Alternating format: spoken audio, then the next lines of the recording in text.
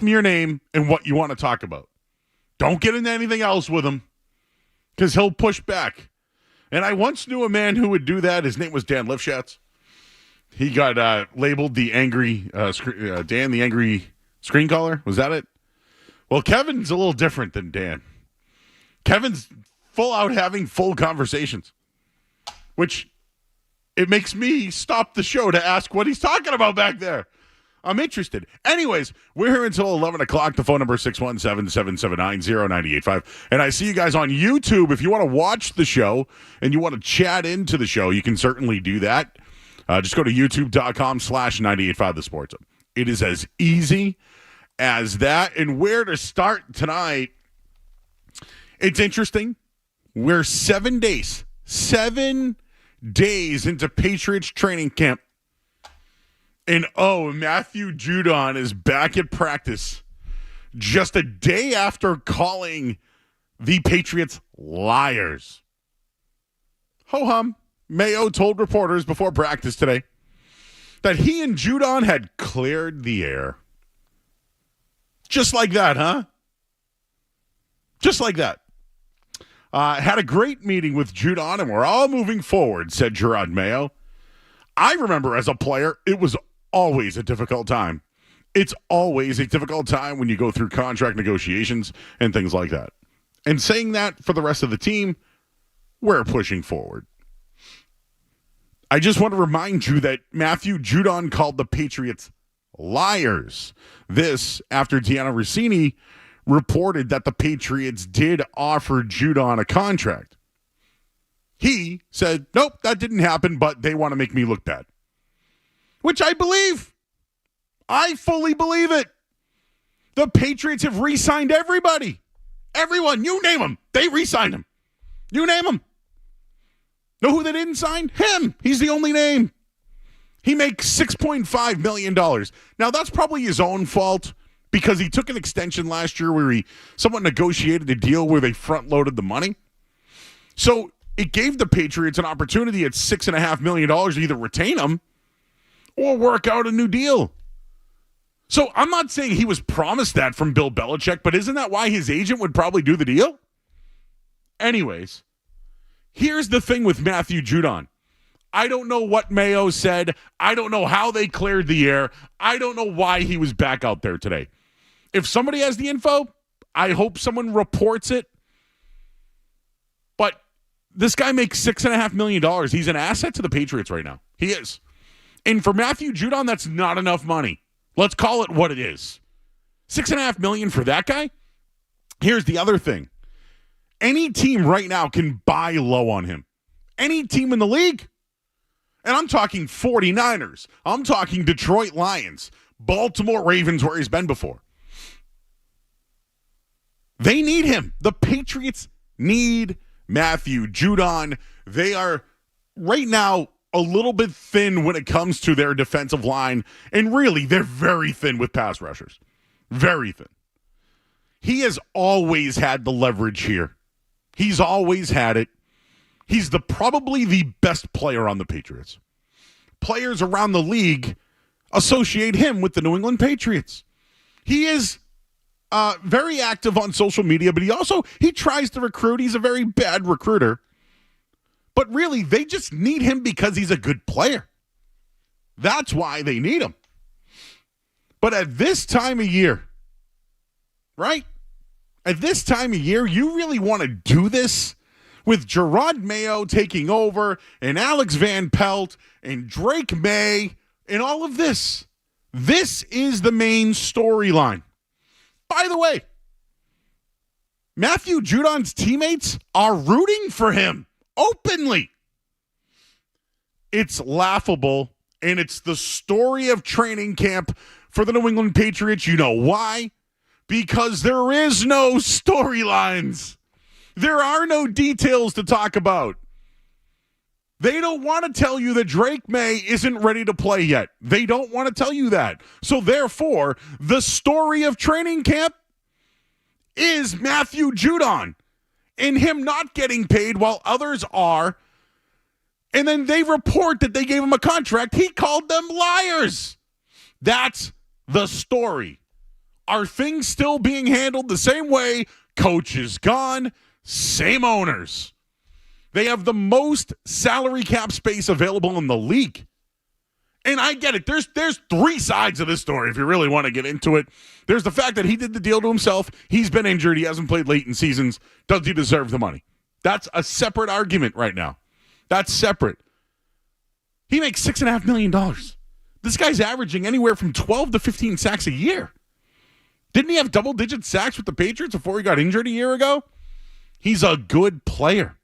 And it's not good when other players around the league see how much money the Patriots have and how much they're paying him. Who would want to play for the Patriots if they're not going to pay premier talent? And that is the biggest issue with the New England Patriots this year. They don't have premier talent. Matthew Judon is premier talent. But it's laughable that this is the story of training camp 7 days in. It's absolutely laughable. Drake May going through the growing pains, and all you hear is Jacoby Brissett is steady. We're all reaching for storylines, I get it. But the Patriots have a disgruntled player that they haven't paid while everyone else has, disrespecting everyone publicly at a practice and on social media. But today we find out they had a good talk. If this is the way 7 days of practices are going, imagine the next 17 games. Just think about that. Your thoughts at 617-779-0985. Matthew Judon reported today after a good talk with Gerard Mayo. I need more. How many players call the team a liar and then are back out there the next day? Very interesting. And I've been saying this for a long time. I think Gerard Mayo's had a really bad offseason. A really bad one. And the key things that I always harp on are burning cash, the orange juice joke that he spilled, and now 7 days into camp, he has their best player calling them liars. Oh, but he talked to them and things are fine. 7 days in, everyone, and we haven't even played a preseason game that's a week from tonight. We'll leave it off there at 617-779-0985. You can also join us on YouTube. Just go to youtube.com/985 The Sports Hub. I'm Joe Murray. We'll get into why the Patriots need Matthew Judon, and there may be a team that is interested potentially in acquiring. We'll tell you who that is coming up next here on 98.5 The Sports Hub. You're listening to Joe. You're listening to Joe Murray on 98.5. You're listening to Joe Murray.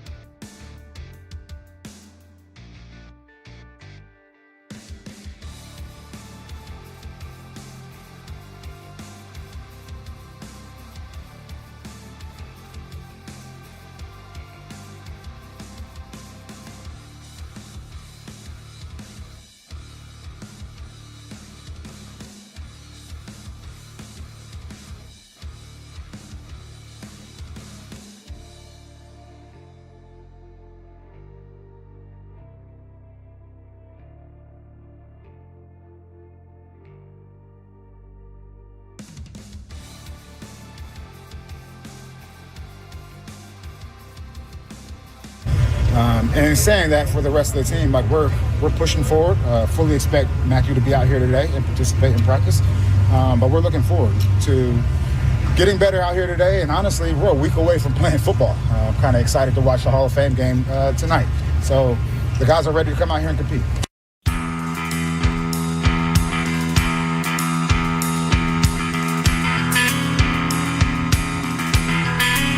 All right, back here at 98.5, the Sports Hub of Joe Murray. That was Gerard Mayo today. First thing asked, everything's fine. Nothing to see here. I just pushed back on it. I push back. I really want to give Gerard Mayo a chance. I really do. I just can't. I can't do it yet. I liked it when we got nothing. I liked it less. I think he tells us people way too much. The Drake May thing, we'll get into that in a minute here. But this Gerard Mayo, the whole entire offseason, I still don't know what he's going to do. I've talked to plenty of reporters and guys who are down there, and we do post-game. So when there's a questionable call, and whenever I ask somebody whose decision was that, 100% of the time they told me it was Bill Belichick. Not 99%, 100%. What's the percentage on Gerard Mayo here? What's the percentage that Gerard Mayo on a 4th and 1 from your own 37? Is he the one that's going to say, let's go for it? Is it Alex Van Pelt? Where's it coming from? Is it Evan Rothstein that he's going to have the guy in his ear? Because all of that concerns me. It should concern you. And when it was asked, what's a successful season for the New England Patriots? It's not Drake May. It's not the defense. It's not the record. It's none of that. I think it's that you have to hit on Gerard Mayo. You have to. He's well-liked. The guy speaks well. He's transparent enough. I think he loves football. I think we all those things. He is the perfect on-paper coach. Gerard Mayo's the perfect on-paper coach, but here's some of the things I don't like. Number one, he was never a coordinator. I can give you the names of guys that weren't, and became head coaches. Andy Reid's one of them. But normally these guys are coordinators, then they become head coaches. He was neither. He wasn't even the defensive coordinator. I don't really know what he did with the defense. I know he was a linebackers coach, I guess. And from what I've heard from some other people, and just people on the team have even said, he has created some sort of defense, amoeba defense, that he somewhat it's been a part of the Belichick tree, obviously, but they like the way that he thinks of defenses and the way that he coaches the players on how to play. So I hope we see all that. Besides that, can he make decisions? I think he wants Matthew Judon here. I don't know what decision he made the other day. Did he tell Judon to leave practice? Because that's what it looked like. Is that a good thing, bad thing? I don't know yet. I just know this would not happen 7 days in under Bill Belichick. It wouldn't be the main storyline. It would not be the main storyline. But I gotta tell you, the Patriots absolutely need Matthew Judon. I know there's going to be people, no, Joe, they could just cut him and move on. No, they need him. I had to look this up. Betting odds came out today. Here's one for you, Skaz. Even Kevin, if you want to get in on this. The sack numbers have come out for each team in the NFL this year. The Patriots come in at 34.5 sacks as a team. Over or under. So that would be, and I'm just going to do some Joe math real quick. That would be 2 sacks a game. Can this team generate 2 sacks a game on just scheme? Do they have guys that can win one-on-one matchups or are fast on the blitz or from the outside corner or even from safety? Because no, they don't usually blitz from safety.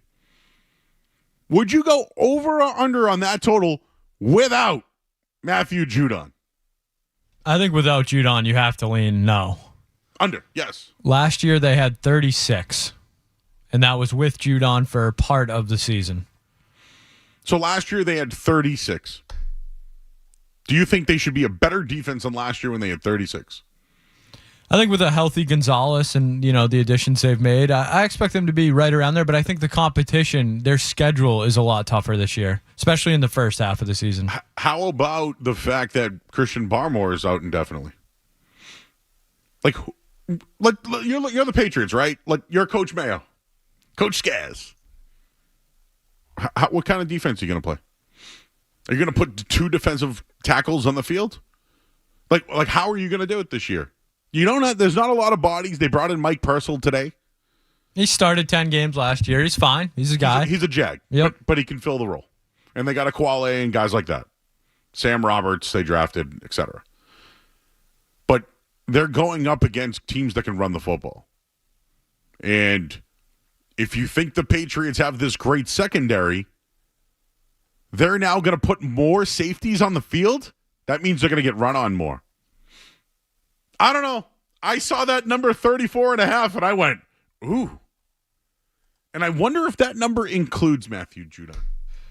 How many sacks do you think Matthew Judon had last year? He actually was good in the few games that he played. I think he had like 3. He had 4 sacks last year. Yeah, 4.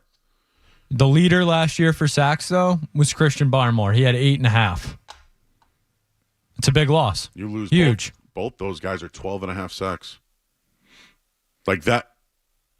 That's what I mean by on that. Who is second, by the way? So second, pretty big fall off. Barmore 8.5, and then Dietrich Wise and Juwan Bentley tied for second at 4.5 sacks.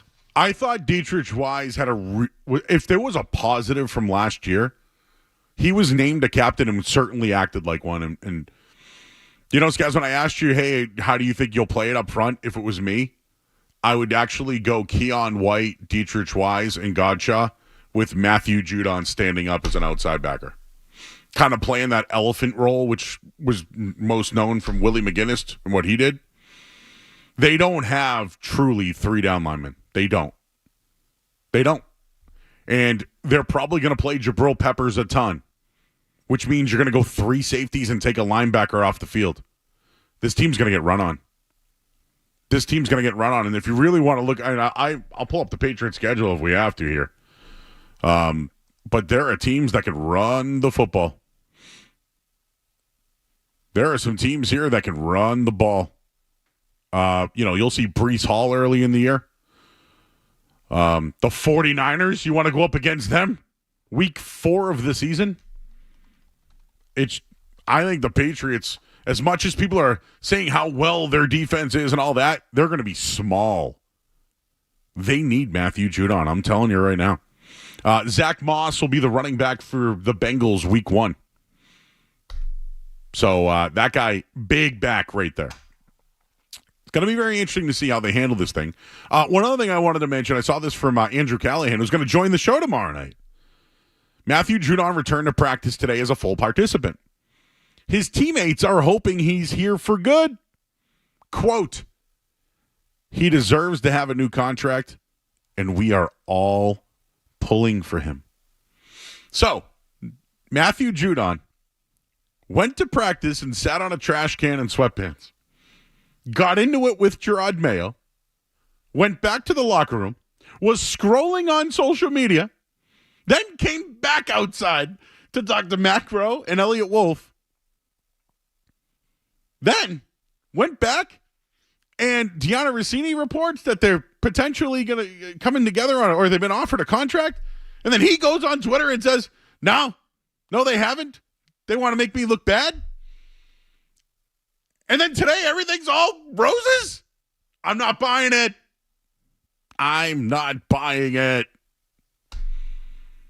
And his teammates now want him to go out and he deserves the money, his teammates said. Everyone's gotten paid. What is the problem with paying Matthew Judon? If they paid Matthew Judon, and you heard tonight the breaking news sounder happened, and they've agreed on a new 2-year contract worth $15 million. Guaranteed. Is anyone going to be like, they shouldn't have done it, they shouldn't have done it? No. You're all going to be like, all right, good, this thing's behind us. Because it's the only story at camp right now. And you know what? I wonder if the Krafts like this because they're PR conscious, right?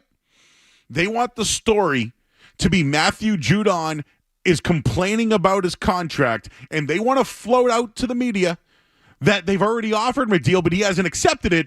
He wants you to know that they're doing that because they want you to think he is the bad guy. Sounds pretty real to me, right? Sounds like it's exactly what the Krafts probably would do. Make Judon look like the bad guy. Oh, he only makes $6.5 million. Why should we give him more? He's one of your best players and you've paid everybody. That's gotta suck. Yeah, you know what? I'm gonna try to relate to everybody for a minute. You know, you work in your job in the office, and everyone's numbers, when you're in sales, right? Everyone's numbers are on the board. You can see what everybody did, you know. They give their awards, and you get the person of the month and all that. But then they bring you into a room when the quarter ends, and everyone hits their big bonuses, you know. And all of a sudden, they just start bringing people in, and they're like, hey, man, you've been here for, 16 months, and we're going to give you a raise, and we're going to move you to level 2. So level 2 is like a $5,000 to $10,000 bump in salary. And it's like, all right, thank you. And then they bring someone else in. Yeah. It's like everyone that hit that, you've been here for 16 months and successful, you all get the bump.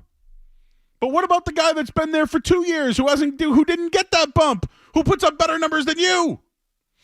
That's Matthew Judon. He's watched everyone who has not performed as well as he did, who is not the player that he is. He's watched them all get contract extensions. While he just got hurt. When he plays, he's good. You just heard it from Skaz. He played 4 games, had 4 sacks. The guy gets at the quarterback. Yeah, I mean, he already got a pick 6 in practice this year. And like preseason, whatever it was, practice number 2. He intercepted Drake May, by the way. I'm being relatable because it's happened to you and it's happening to Matthew Judon. The report is he's been offered a contract. He said on the Mark Lewis podcast, he wrote something back to them, and now it's being reported that they did offer a contract, and then, I don't know, Deanna Rossini all of a sudden was like, well, I was told they offered him a contract. Like, what's going on here? Are they close or not? This is the story of training camp. 7 days in. This is your season, Patriots fans. 7 practices in. The story's not Drake May. It's not Alex Van Pelt. It's not they're going to be led by their defense. It's not about Tyquan Thornton playing well. It's not about the offensive line. It's about Matthew Judon calling the Patriots liars. And Judon saying they want him to look bad because he wants a new contract while everybody else has gotten paid. That's the story, and it's the truth. 617-779-0985. Oh, and his teammates are in support of it. The other thing I wanted to mention is the 49ers. They're in win now mode. I saw a report in San Francisco. Buying low on Matthew Judon makes too much sense. It's worth noting that his contract has no guaranteed salary. So depending on when a trade would take place, the 49ers would be on the hook from anywhere between $6 to $7 million for this year. You mean to tell me that's a deal? Done. Yep. The 49ers have the Brandon Ayuk thing coming up. Trent Williams as well. And according to Over the Cap, the only team with more available cap space in the NFL this year than the Patriots are the 49ers, who have $52 million available. There are no financial constraints when it comes to acquiring a pass rusher. 49ers would be interested. Judon has 1 year left. Anything 3rd round or higher is probably what it's predicted to be. The 49ers acquiring Matthew Judon for a year is like a day 3 pick. It's a no-brainer. I still think Judon has the leverage, but what happened? Everything just is cool? I'm not buying it. Trying to sniff that one out, Skaz. I don't know. Everything. He called them liars. I'm the bad guy. And everything's fine today? I need more. And again, I've said this before, $6.5 million is a steal for the Patriots. And if he was cut, he'd make more money right now as a free agent. He's showing up, but he's not playing for the Patriots. He's playing for himself. 617-779-0985. More on the Pats. Also, on the other side here, Red Sox, how about a win last night, huh? We'll do that after the headlines. Sports Hub headlines. Well, day 7.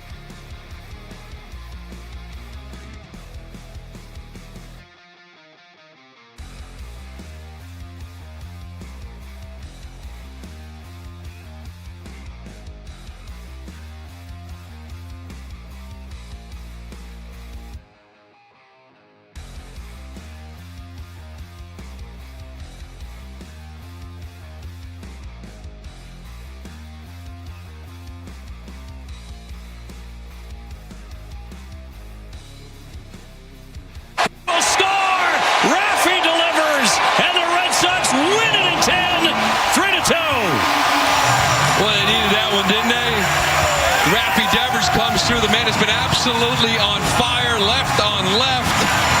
Big hit from Devers. And this team that's really had a tough way of it since the All-Star break. Give the bullpen credit. They came in and cleaned up the seventh. They put up four zeros. They struggled now since the break. And this team gets a real big win and, more importantly, wins the season series against the Seattle team. Stays right where they are because everybody in this playoff chase won today. And big won win. a series for the first time since before the break. And win it in thrilling fashion here by a final. More of the Matthew Judon stuff. I just wanted to. I'm touching on everything in the first hour, and we'll take your calls, of course, at 617-779-0985. We're on YouTube as well. You can chat in. I already see a bunch of people in there that I've never seen. I see Einbein in there, of course. Russ Fox is in there. I know Kevin, our intern's in there. Tom G. Hi, Tom G. How are you, sir? Brian Griffin is in there. Hello, sir. Virgo, never seen you before, but in. Jays and Hull. What's up, bro? Doobie's Wings. We got our buddy Sharts. Daniel Berry is in there. And T from the 203. And Jace Gaz. So you can join us again, 617-779-0985. Just wanted to touch on the win again last night. We covered it all night, so I won't, bore you with everything that you probably already heard because this is a highly rated show. But Rafael Devers right now has been hot and had the game winner last night. Since the start of June, he's second in the Major League Baseball in slugging. He's fourth in OPS. He's fourth in ISO. What's that? Innings, strikeouts, outs? I don't know. He's got the hottest hit rate. He's got the second hottest hit rate, and he's fifth in RBI with 43.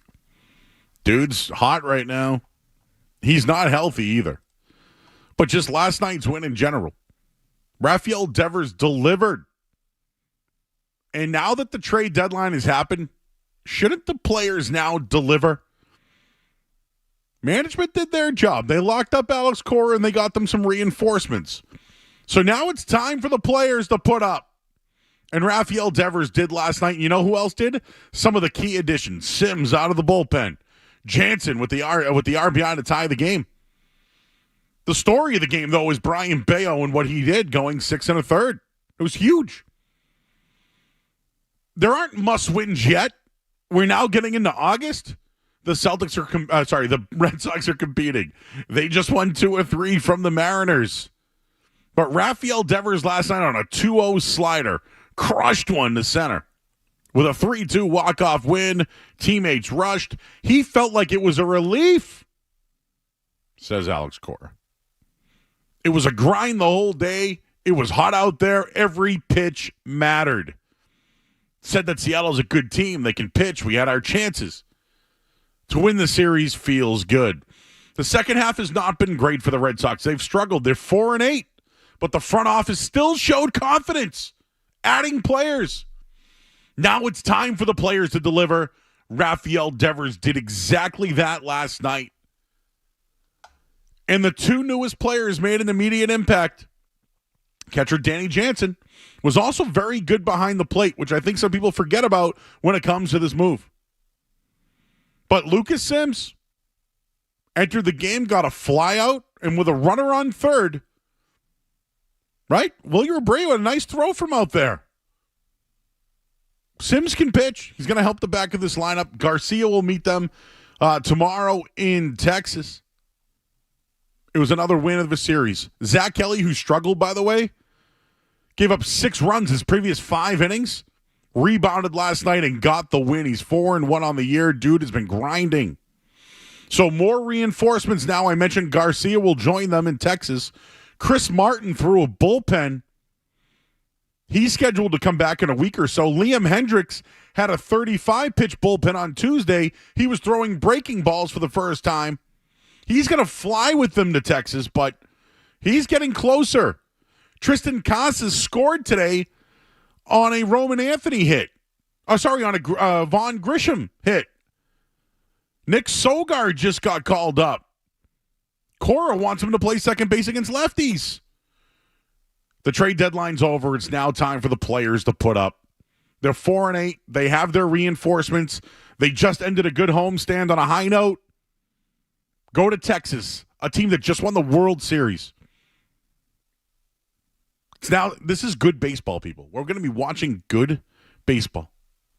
And that's all I've ever asked for from the Red Sox.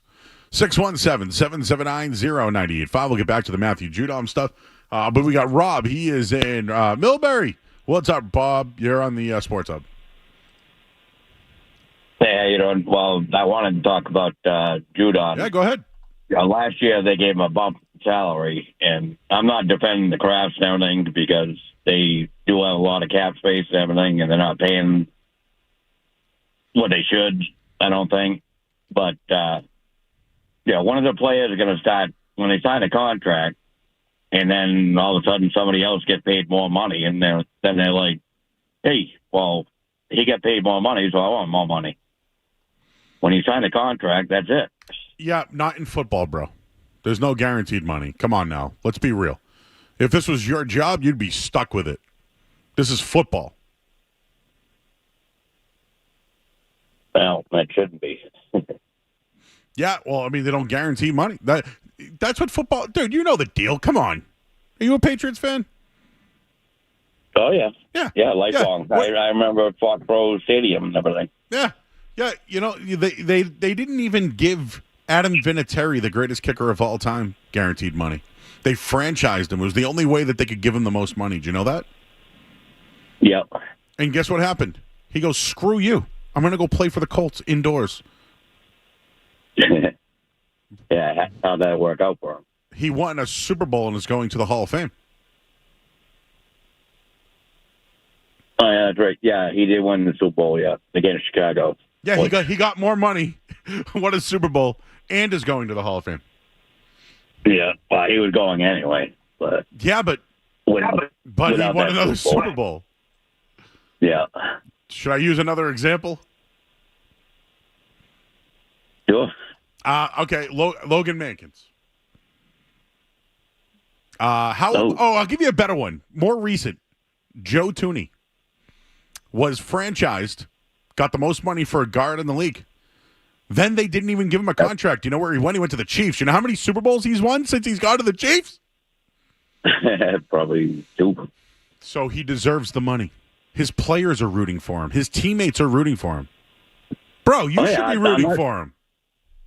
No, I'm not saying Judon's a great player. But don't give me you signed the contract. That's what you agreed to. No, don't give me. It's football. If this was baseball, Albert Bell signed this huge deal, couldn't even play in the final 4 years and got paid every dime.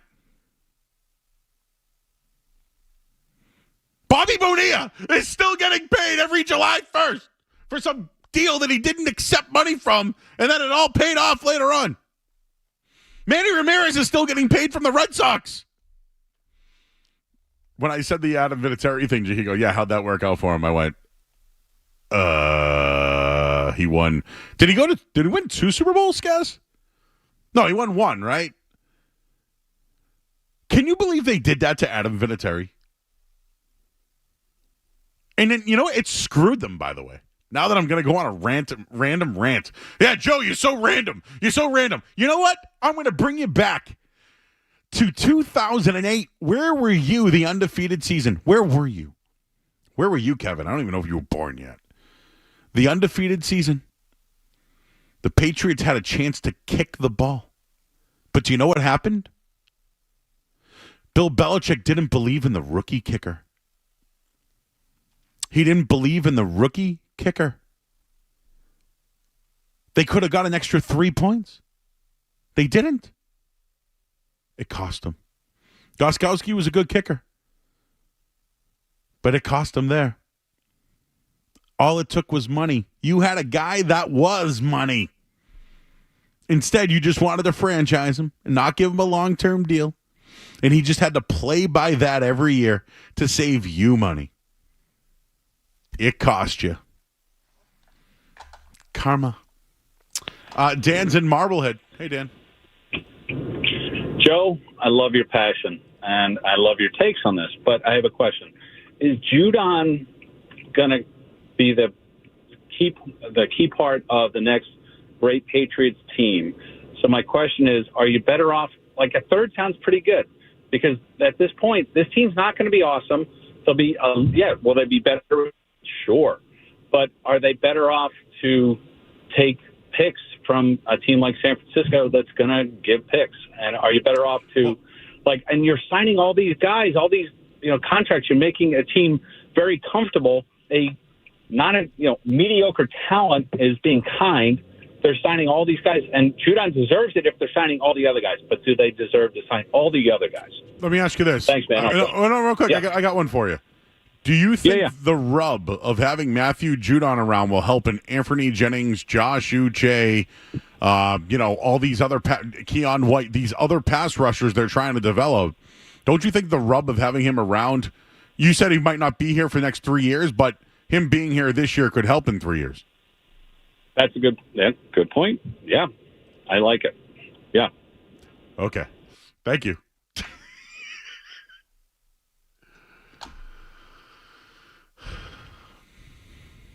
Guys, this is the NFL.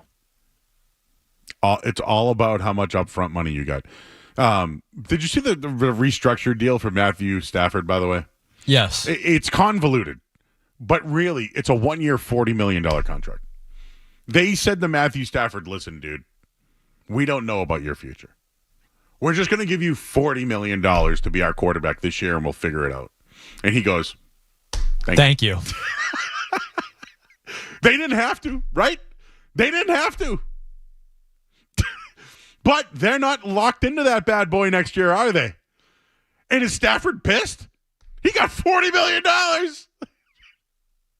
Could retire at the end of the year. They could. He could.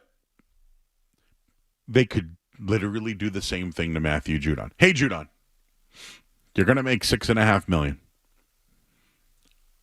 What if we just gave you another $5 million? And then there's no future commitment. How do you feel? All it cost is money. That's all it is. I mean, if Belichick was here, he'd be like, hey, man, I'll give you $1 million per sack. That's what Belichick would do. I'd give you $1 million per sack. Easy as that. Done. Because you know what? He gets hurt, he makes nothing. If he's good, he gets paid, and the team's competitive. It's only money. It's only money. Don't give me he signed a contract, he should be eligible. No, we've signed contracts. I have signed a contract with the station. Okay? I have to do what that contract says. And if I hold out, I'm out the door. All right? Out. Here comes Kevin into the big chair. Literally. Judon, though, makes $6.5 million. Has made $14 million. Now he's getting $6.5 million, and everyone else is getting paid, and they got all that money. Pay him. On the other side, I would like to pay homage to a college basketball great, former Celtic, and maybe the trailblazer of small school to NBA. We'll talk about that coming up next here on 98.5 The Sports Hub.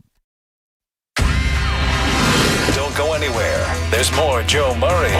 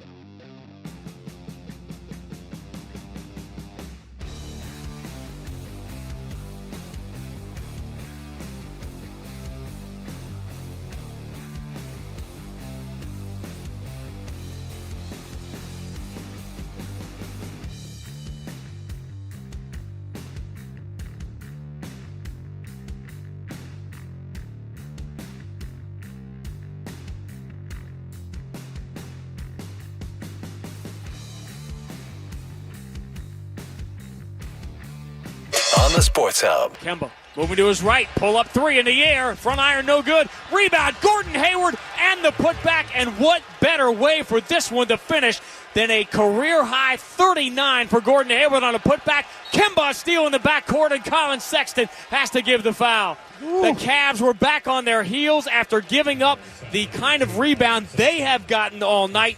Threw away the inbound. Kemba saw it coming, stole the inbounding pass, and he can put this thing away at the free throw line with 21 seconds to go. All right, back here 98.5 The Sports Hub. I'm Joe Murray. Here until 11 o'clock tonight. We're on YouTube as well. Just go to youtube.com/98.5 The Sports Hub. I see Tom G in there. We're talking breadsticks and air fryers. That's fun. Prince Humperdinck, drink. Russ Fox. I see you guys. Kevin, who's SSC? All right. Mike, there's a lot of people I've never seen in here before. We welcome all newcomers. Again, we're worldwide. Curacao? Was there somebody? Alaska? I'm trying to think of where else somebody is. Matt in Hawaii. Oh, that's right. Oh, yeah. We got a couple of Hawaiis. Aloha and mahalo. So, Gordon Hayward is hanging up his sneakers, everybody. The 34-year-old called it a career. 14 NBA seasons, and he announced today on X he's officially retiring from the game of basketball. It's been an incredible ride. I'm so grateful to everyone who helped me achieve more than I ever imagined, and that's where I would exactly start with Gordon Hayward.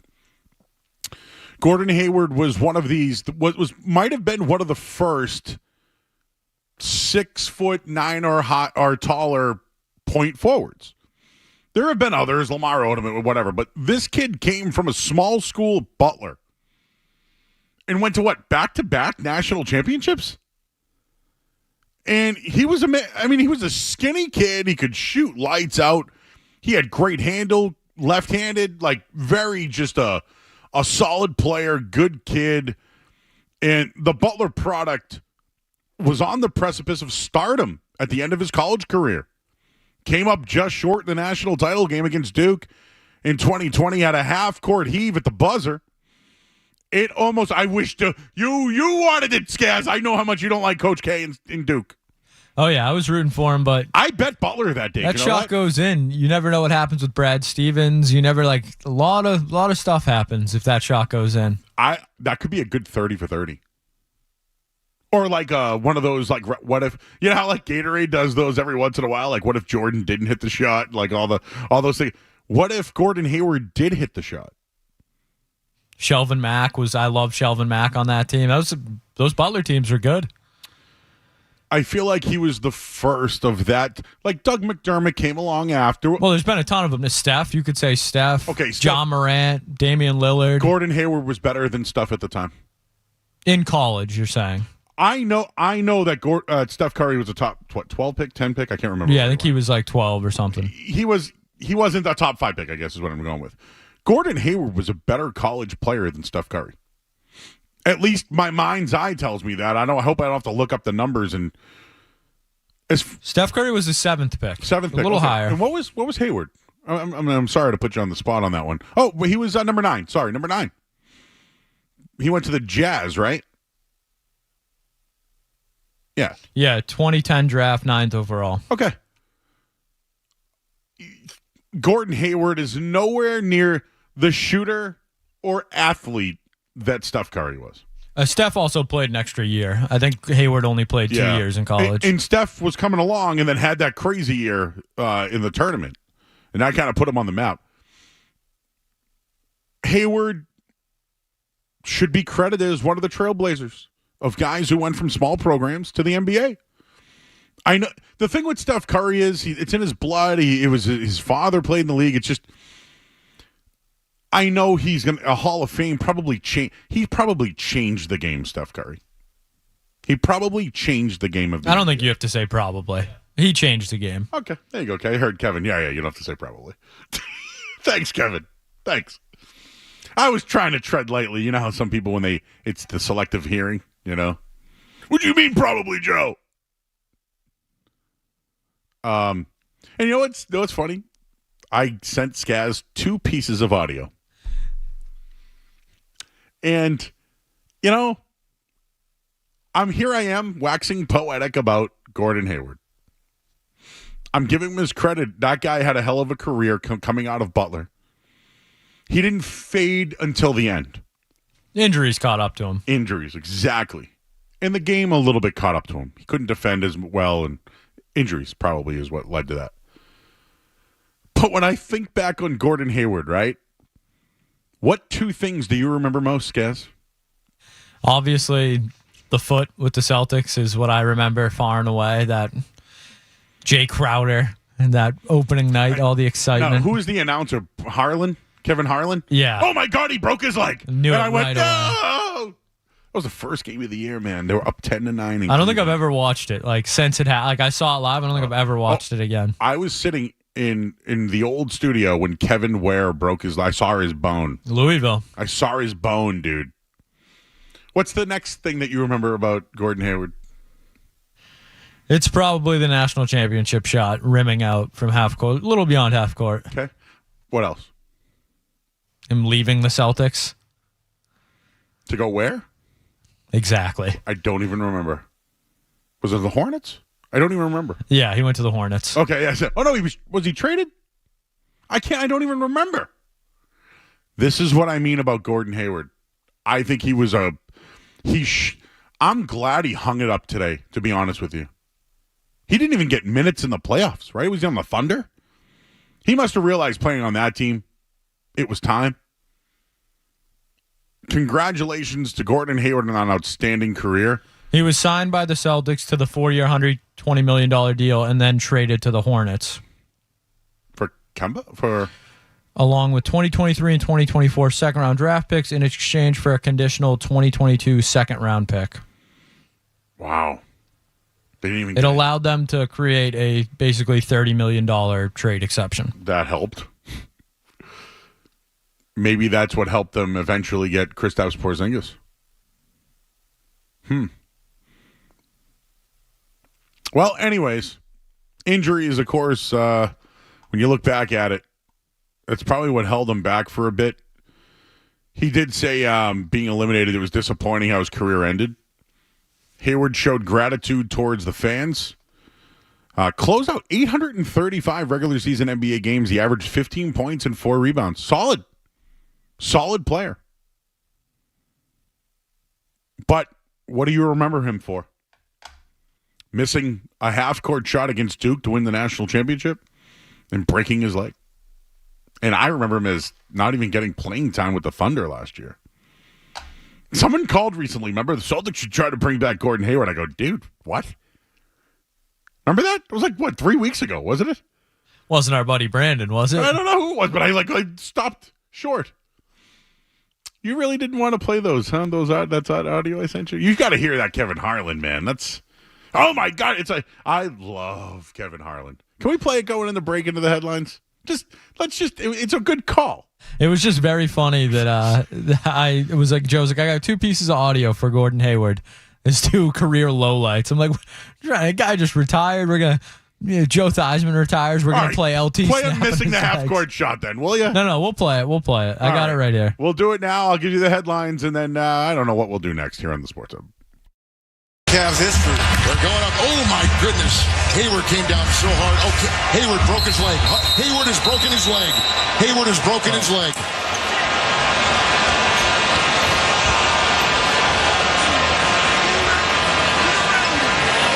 Oh, my gosh. Celtics, the Patriots, the Bruins, and the Revolution play here.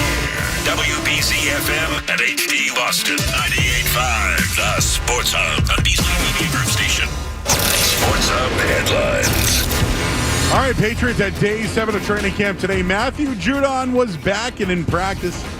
Gerard Mayo says they had a good talk. Drake May had a better day. They also worked on red zone drills where Drake May threw the ball very well. The team did sign another defensive tackle today, Mike Purcell. Other NFL news, Justin Herbert. Well, he's been dealing with a foot injury. Could miss the next 2 weeks. He'll be in a walking boot. They think it's plantar fascia, but we'll see how that goes. We do have football tonight, the Hall of Fame game. The Bears in Houston Texans They will meet tonight. I believe the betting line is the Bears +2 kickoff just in a little bit. Actually, are we going to see the new kickoff rules? What channel is this thing on? ESPN. All right, I just put it on. There we go. All right, they're out of camera. I got to see the new kickoff. We might have to get that whiteboard tonight with Kevin. Be like, all right, man, what do we do here? What else is going on? Red Sox are off tonight. They play in Texas tomorrow, and Gordon Hayward, as you just heard. You only remember him for two things. You know what they are. Headlines, they are brought to you by Safety Insurance, providing comprehensive coverage for your auto, home, and business. Ask your independent agent about safety. I'm Joe Murray. Next update, 30 minutes. Get the There's the potential there for big stuff. 98.5 The Sports Hub app. Get the app. Drake May sounds like it's not going well in New England. According to Michael Hawley, somebody I know, trust, and respect, he said, I went to recent practices. I wanted him to be Justin Herbert and Josh Allen because those were the comps. But what I saw was the ghost of Mac Jones. He couldn't do anything right. Sorry to laugh. There's another story that Joe Milton, he was the quarterback, fun to watch from Tennessee, 6th round. They drafted 2 quarterbacks. That Milton has a wow factor, big, stronger arm than May, more athletic than May. And everybody's looking thinking, is the 6th round guy better than the 1st round guy? The 6th round quarterback, Joe Milton, is going to probably win the job because he's the athlete. He's the bigger, stronger, faster, more dynamic athlete. And they don't have any at wide receiver, tight end, and running back. So when I read this story, my take is, yeah, Joe Milton will make plays.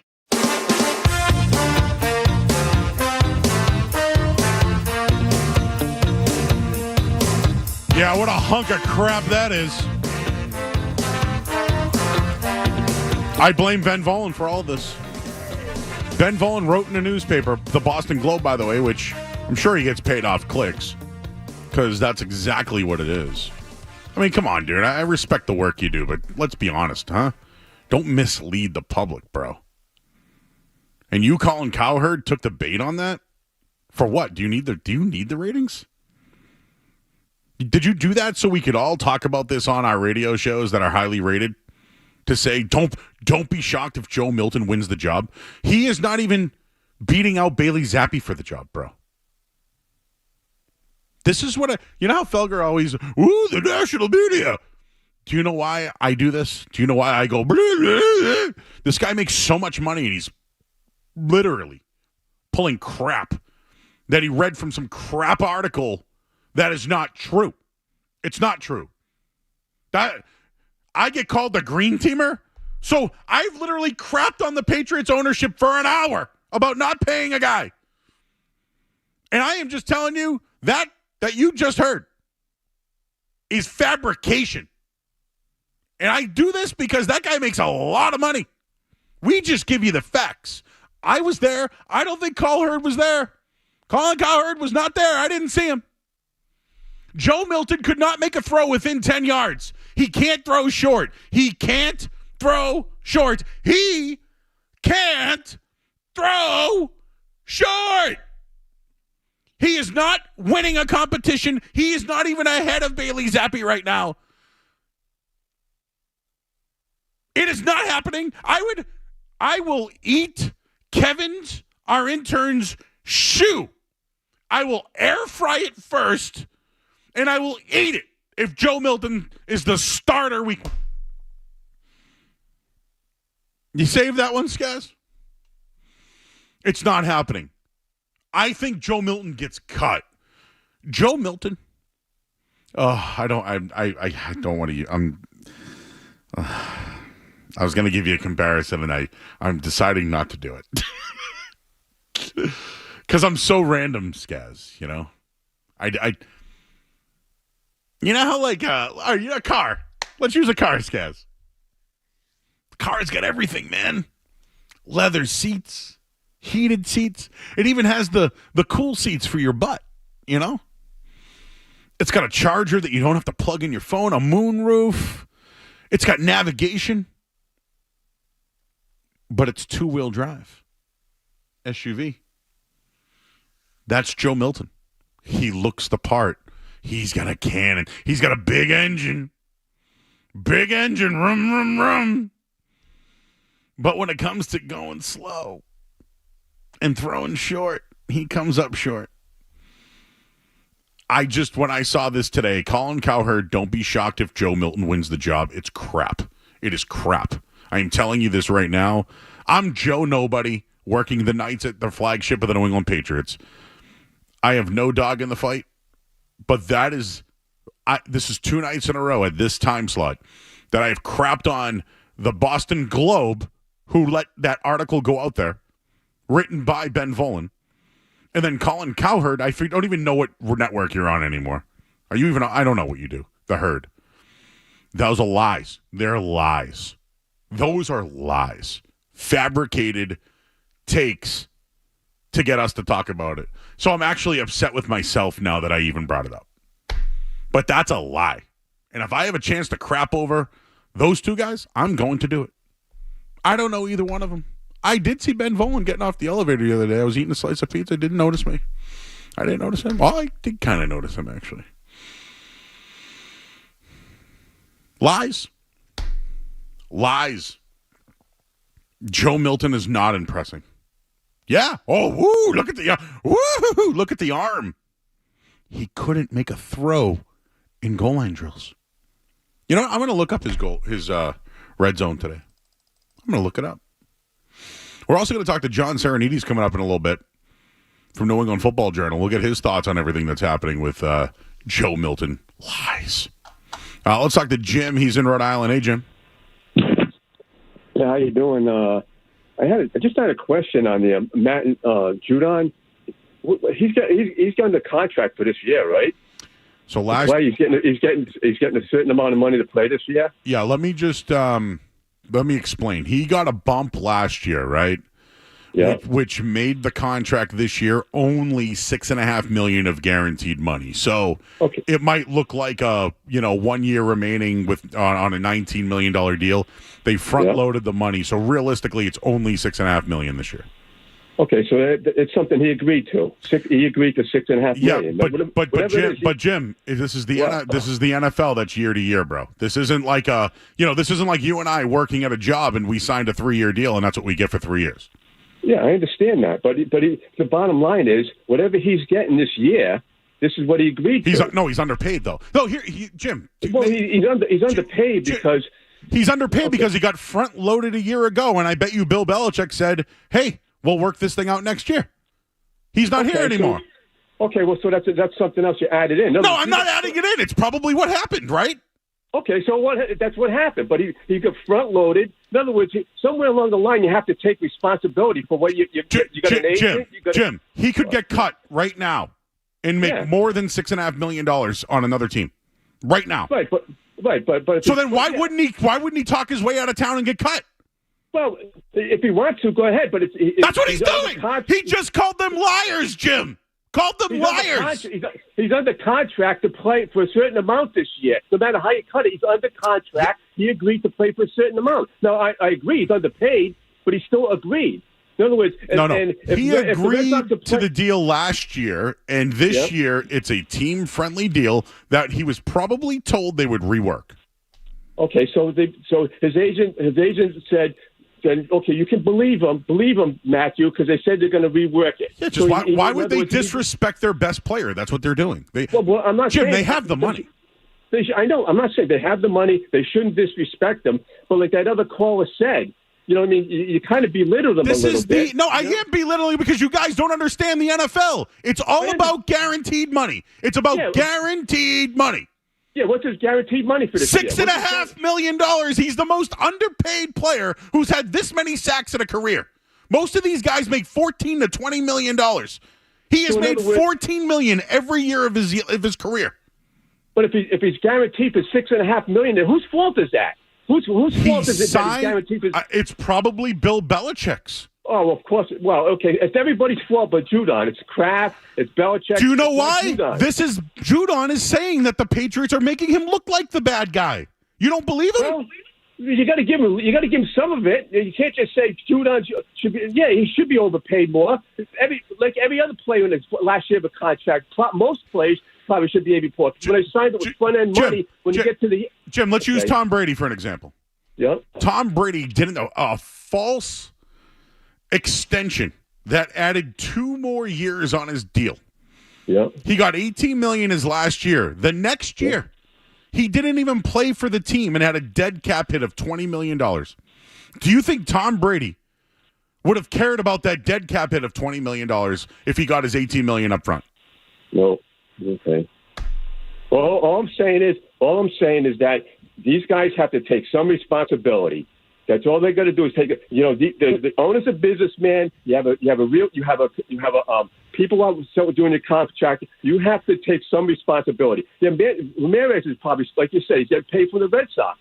But the only reason he's getting paid for the Red Sox is because he has a contract. Red Sox ain't paying a lot of good of his guaranteed money. Don't talk about baseball to me. It's guaranteed money. Well, you talked about it. You brought it up to the other guy. You know, baseball. And I did because baseball's guaranteed. Well, I think you know you got to. I don't know. Are you telling me how to do my job, Jim? Well, I have to listen to you on the way home. You have to?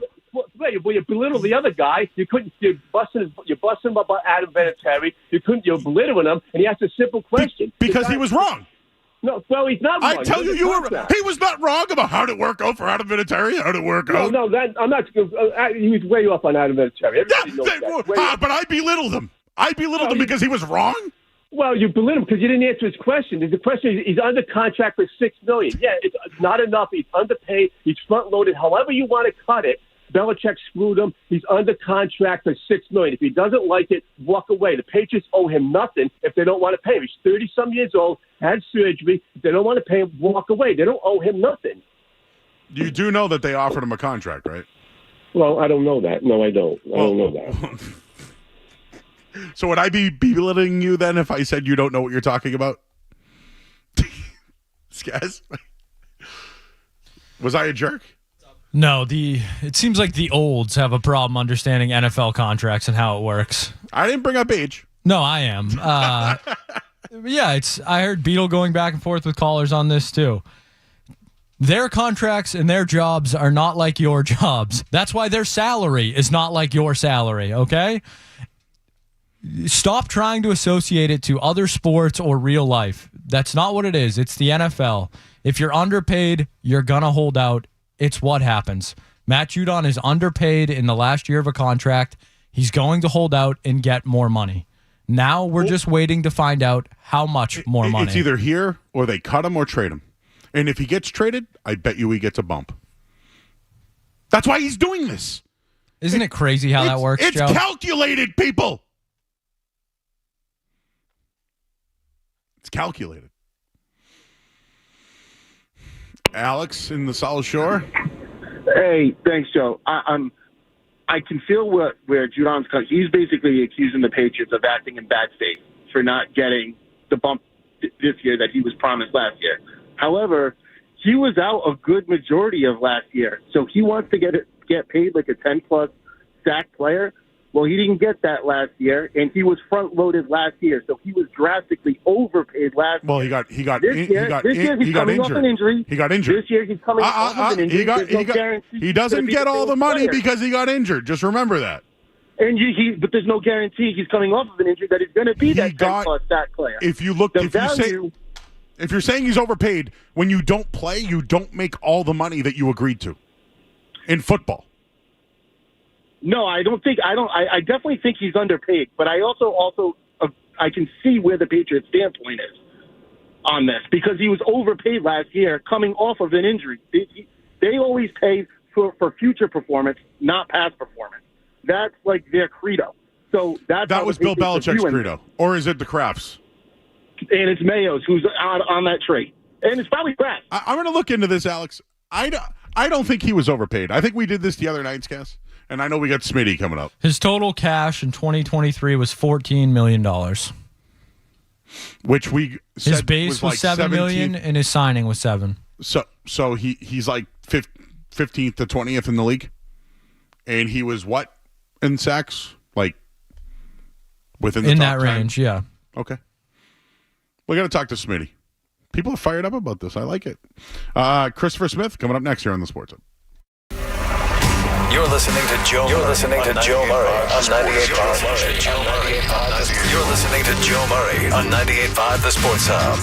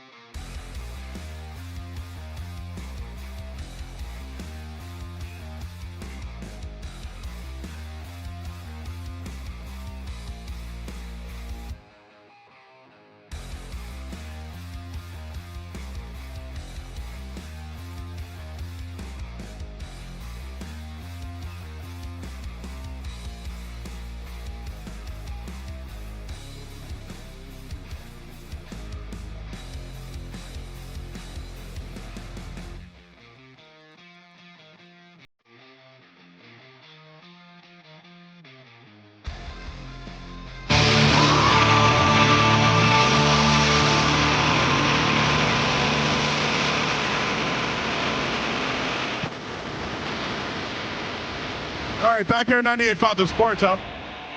I'm Joe Murray. Let's bring in Christopher Smith. Smitty on baseball over at Mass Live. I'm sorry I'm late, Smitty. I was trying to tell some of our listeners that in baseball, whatever contract that you sign, it's guaranteed. So you could get hurt. But if you sign a 5-year deal, you're getting paid 5 years. That exactly. I mean, we saw that with Dustin Pedroia. They have the best union in sports. If you want to be a sports person, go play baseball because you will get paid. Yeah, and I was just trying to make the comparison to Matthew Judon, who makes just $6.5 million a year. And they're like, well, he signed the contract. Da, da, da. No, he signed a contract last year to get money. This year is a new year. The money doesn't matter. So I had to just, that's why I'm late. How you doing? No problem. How are you doing? I'm good, man. It's been a couple of fun days. Dude, I love the Yankee series, by the way. I thought it was really exciting. I mean, you probably watched it like me. I watched every pitch Saturday night.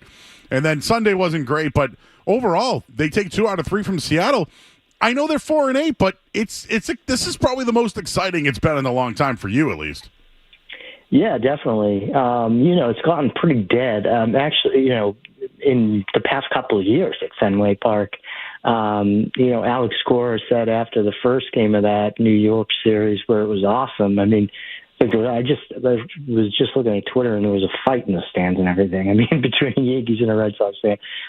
But yeah, I mean, he was like, at the beginning of this season, this place was like a museum, right? Like, people, tourist people from other, fans of other teams coming. Now it's becoming a spot where, the true Red Sox fans are going and they're having fun and they're making a lot of noise. And it makes my job obviously a lot better because I'd rather sit there and, watch a fun game where people are into it than a dead game, obviously. And so, it's been fun. They're 4-8 out of the All-Star break. They've lost some, games, obviously, at the tail end because of their bad bullpen, which they tried to improve at the deadline. So we'll see. But yeah, so it's been fun. So last night I'm sitting here watching the game. I was on live when it happened. Runner on second, Rafael Devers at the plate, and I'm like, just walk this guy. What are you doing? It's unbelievable. I know you wrote about it. Was he surprised about it? He wasn't. And I said to him like a second time, I was like, come on, you really weren't surprised? And, so I think there were other people that were surprised. I mean, I think Alex Cora was surprised. He didn't want to say anything. He's like, I managed the Red Sox when he was asked about it, indicating like, I don't want to comment, but he smiled. And so it just seemed ridiculous. Like, he's had the 7th best, his July was the 7th best month in his entire career. He had, over 1,000 OPS. He's hitting the ball like crazy right now. And you bring in, an inexperienced lefty who's who's probably sent down today to face Rafael Devers instead of going, right-hander, potentially walk Devers and then face the righties. I just don't understand it. The Seattle people, apparently they've reported being an ass service about it, but so it was just mind-boggling. There were some people like, O'Neill and Bayo that kind of gave their opinions like, yeah, that was a little surprising. Yeah, big win yesterday, though. I thought one of the better ones of the year. I think the players now have to step up. And what I mean by that is we know that what Breslow did at the deadline, he improved the team. I don't care what anybody says about that one. I think that they've got real improvements. And when things are healthy, that back end of the bullpen is going to look pretty good. But I think the Jansen signing is huge. It helps out the pitching staff, right? He's a veteran that's going to, be there if Connor Wong needs to move around.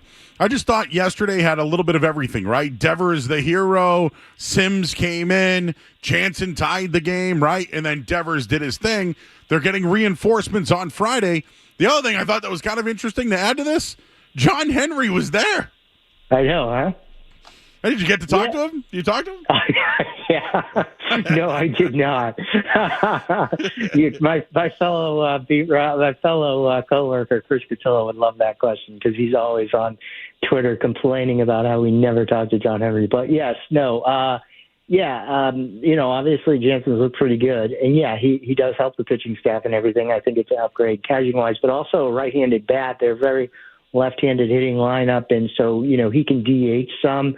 And have Masasaka Yoshida, have the day off when left-hander.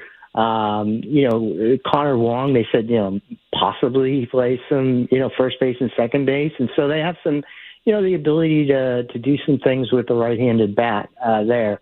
I think they should have gotten one more right-handed bat, especially the second baseman. Somebody solidified the middle of the infield. I think they did pretty good, obviously, in terms of getting some relievers. Sims is an interesting guy where he started throwing a cutter this year, and the cutter's actually, like, you look at the the numbers of it, and it's been pretty dang good, pretty unhittable since he started throwing it. And, Luis Garcia is somebody that, they got from the Angels who has experience. I mean, he's 37 years old. He's been around, done that. I think that the most important things, with those guys, though, those two relievers, is getting, Slayton and Martin back, because I don't necessarily look at those guys as like, they could be the eighth inning, stopper there, setup guy. I look at them as guys that are good complementary pieces in the 6th and 7th. Get Slayton back, you get Martin back. Martin might go on a rehab assignment next week when the Red Sox are in Kansas City. They're in Kansas City Monday, Tuesday, Wednesday. He said around that time. So we'll see. But, yeah, I think it's important to get those guys back. And, yeah, they, interesting deadline. They didn't give up, a ton. They obviously didn't give up any top 10 prospects. So that was important, too. All right, talking to Christopher Smith, Smitty on Baseball, Mass Live. So I wanted to just ask you, I saw Grissom homered today driving in Casas.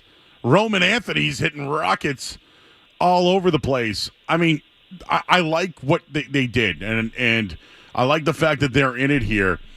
Can their pitching get better? Do you think it will get better? And you know the history, dude. The last 5 years, they've tanked after the trade deadline.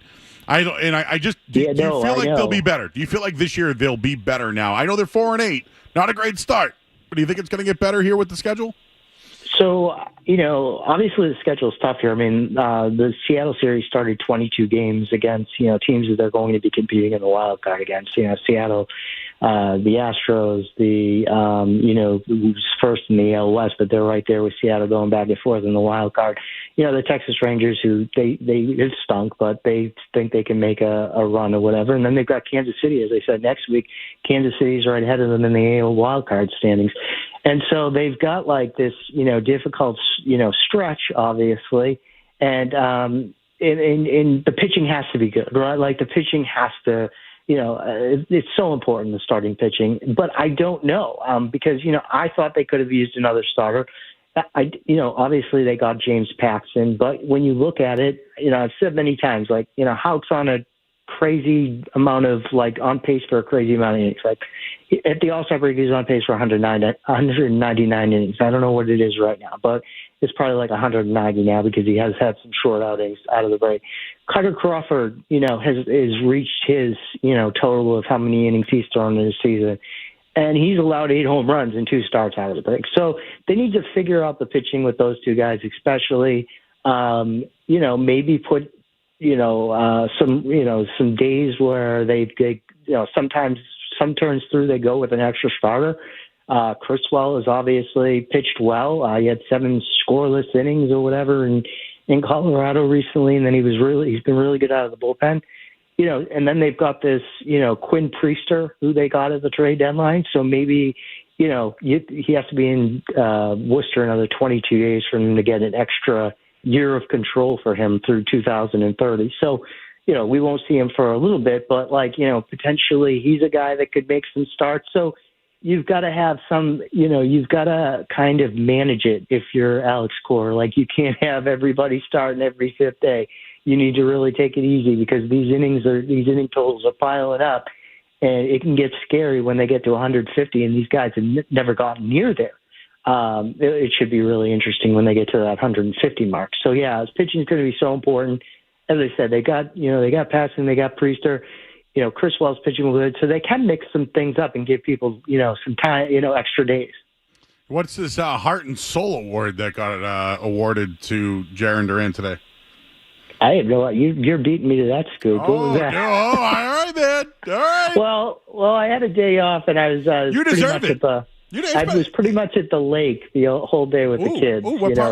What lake do you go to? So we live in Georgetown, so it's a pond right up here. It's Pentucket Pond, and yeah, we have fun. You're a North Shore guy. All the time. You're a North Shore Well, guy. I was a South Shore guy to begin with. I grew up in Weymouth. The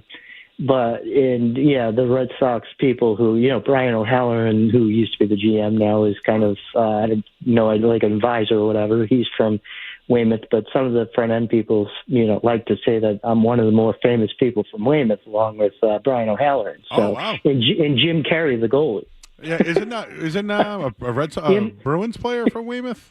It's Charlie Coyle, and the guy that Charlie Coyle from that movie. And the guy that's from the movie, the Bull movie, right? Yep, there you go. All right, so yeah, I'm. What famous people? No, I'm just kidding. But they do like to joke with me because I'm not famous at all. But anyway, we're not famous. We're just guys on the media that people read and listen to. So I did live in Weymouth, but I married a girl that lives on the North Shore, so that's how I ended up here. Right? All right. So I'm from Hyde Park, which isn't far from Weymouth, but I now live in Peabody, so I am a North Shore guy as well. Have you been to the Spot? Yes, it's really good. Good chowder. Yeah, I have. They have a mac and cheese. It's really good. I am a big fan of over there. You're probably not far from the Agawam Diner as well. We go there too. And then there's that. I'm trying to think of the place. There's a barbecue place. It's up there. Rusty Can. Yeah, Rusty Can. That's pretty good too. So there's some good spots around here. Oh, there's some great food on the north. I'll give you another recommendation. Try Otto Pizza. OTTO. Never heard of that. Yeah, well, I told you. I'm very good with recommendations up that way. All right. So since I'm more of a South Shore guy, I still have to use my we have to put like Google Maps on around here. I don't know where the hell everything is, but there's nothing near Bar Pizza on the North Shore. Yeah. Well, you got to get beach. I'll check it out. You got to get beach pizza like at Tripoli or Bianchi or what's that, Christine's, whatever, up at Salisbury.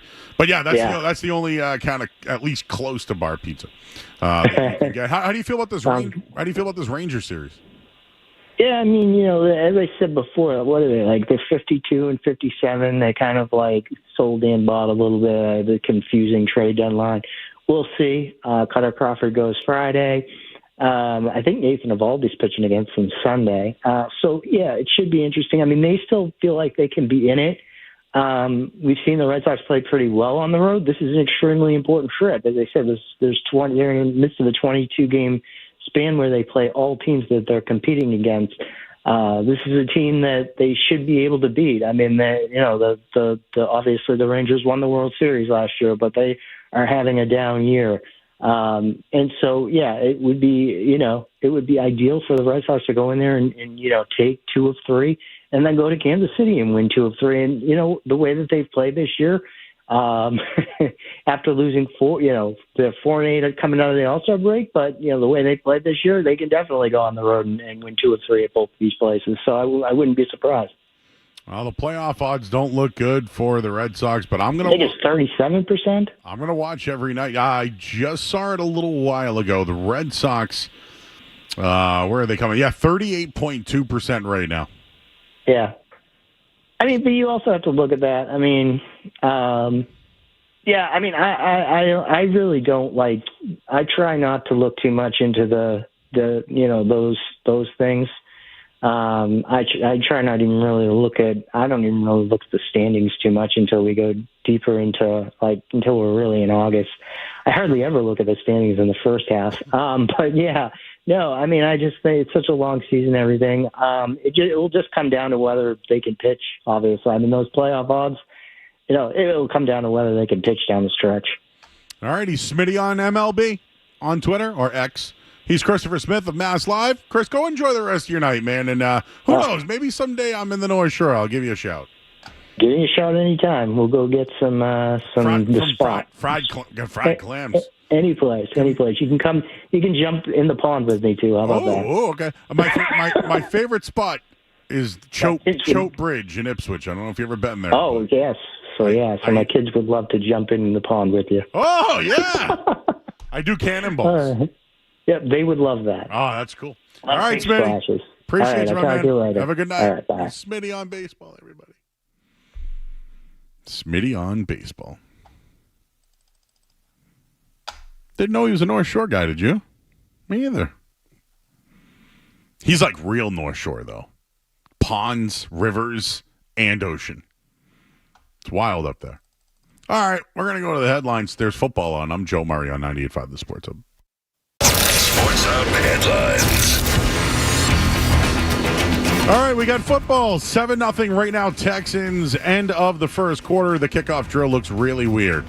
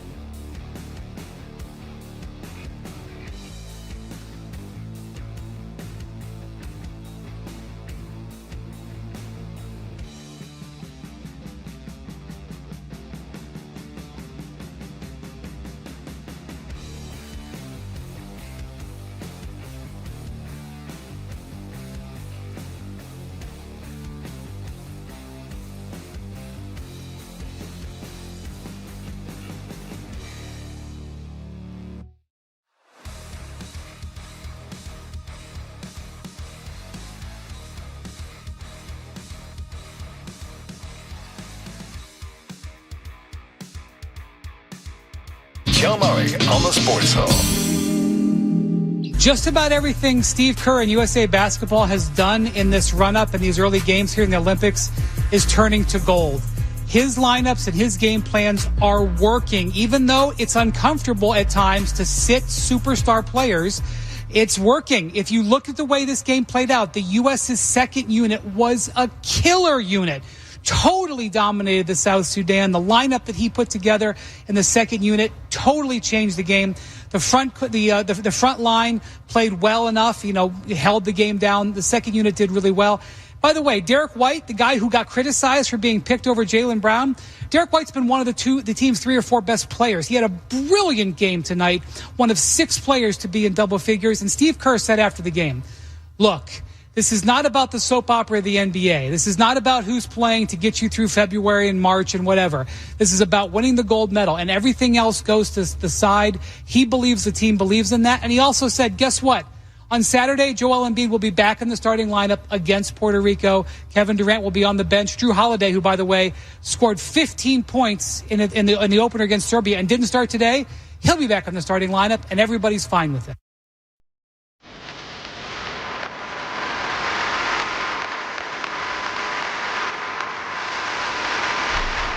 Back there on 98.5 The Sports Hub, I'm Joe Murray.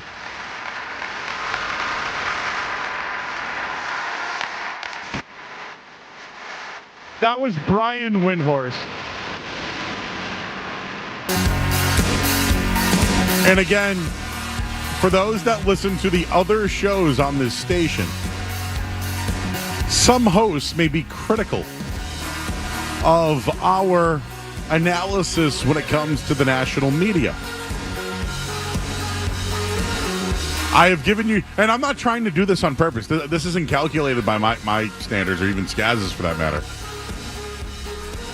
But I told you earlier, Colin Cowherd, complete lies. And Brian Windhorst there is kissing Steve Kerr's ass, waxing poetic about the second unit and how he's flawless and how he's handled things.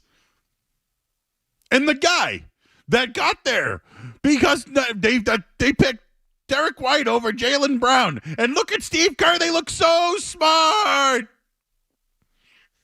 And I said, Skaz, can you come back with Windy and we'll crap all over him? And you didn't hear it yet. So after hearing that, how do you feel, James Scaramazino? Yeah, Windy's going to throw his arm out, patting Steve Kerr on the back there for coaching Team USA successfully. What a hard job that is. Well, we should really just marvel at Steve Kerr's coaching ability to be able to coach this collection of players to wins over Serbia and South Sudan. I mean, it really is. I'm shocked that he was able to do it. What a tall task for Steve Kerr to conquer. Yeah, what are we doing, Windy? Jesus.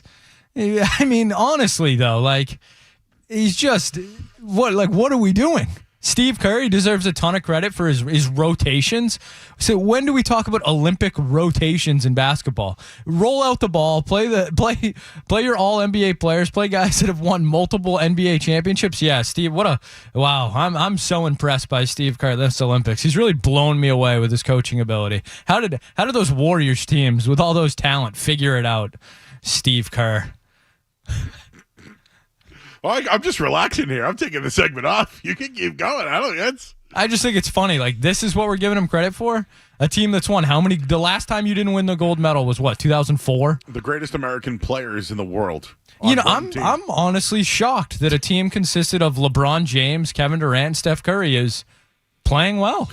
That's really surprising. Oh, you didn't even mention Jason Tatum. No, Anthony Edwards. Oh yeah, remember him? He's the next Jordan. And Joel Embiid, we got to get him back into the starting lineup. Speaking of that, if you don't mind, I have a take.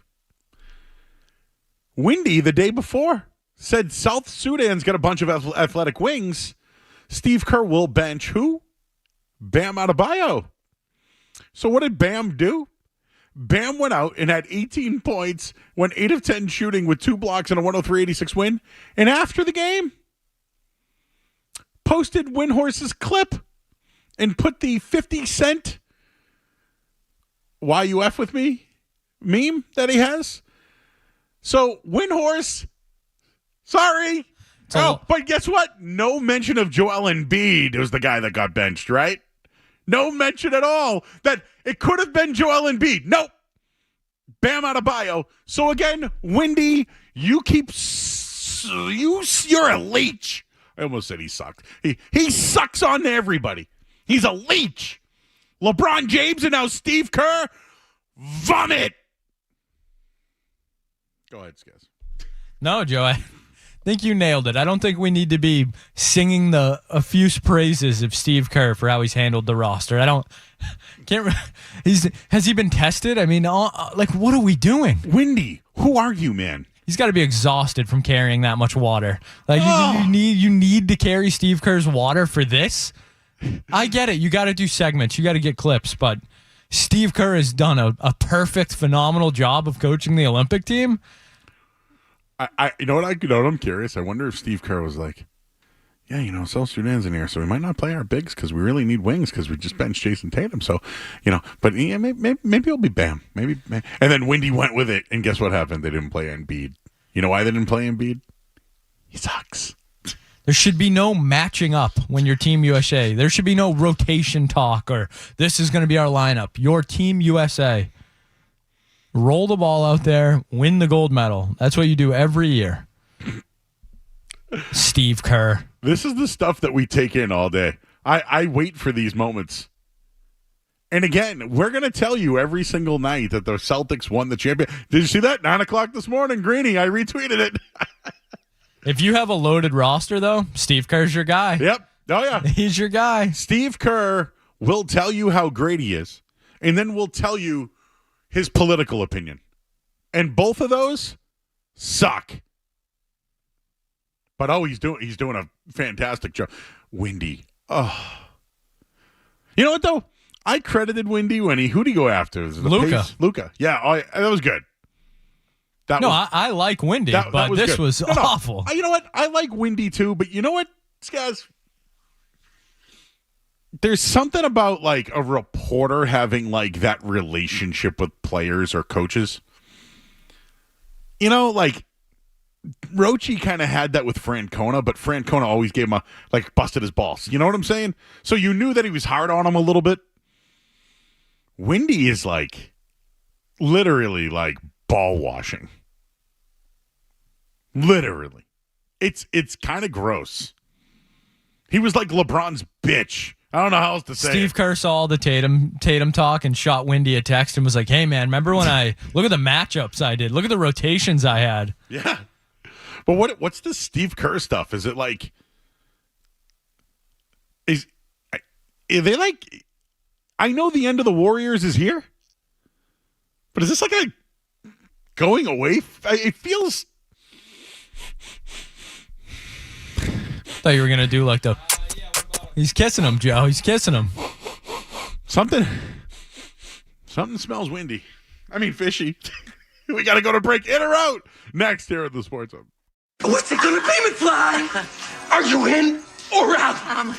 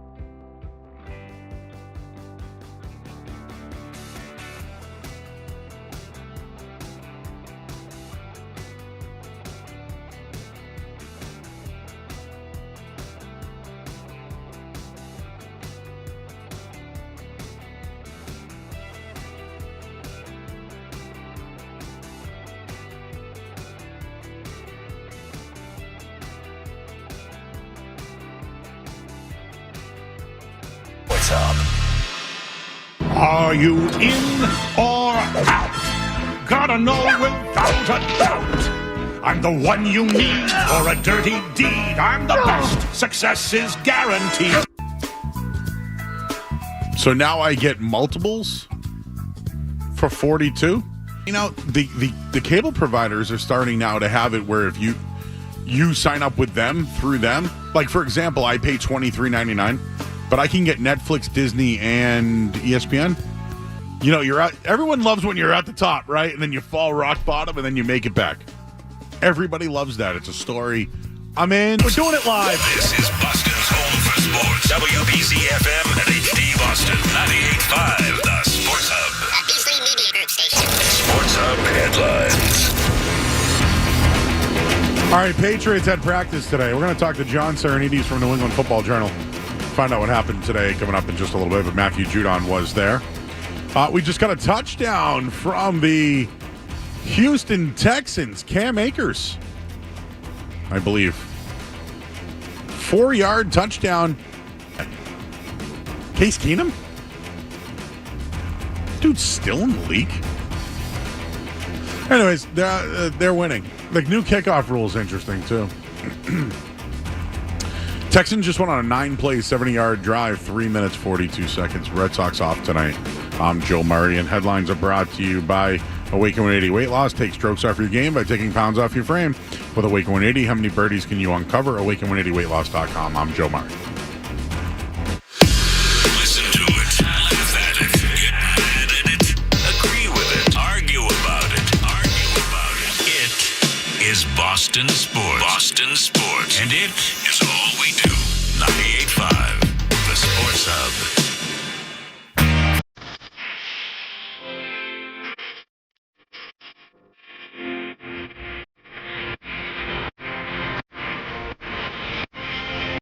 All right, back here, 98.5 Sports Hub.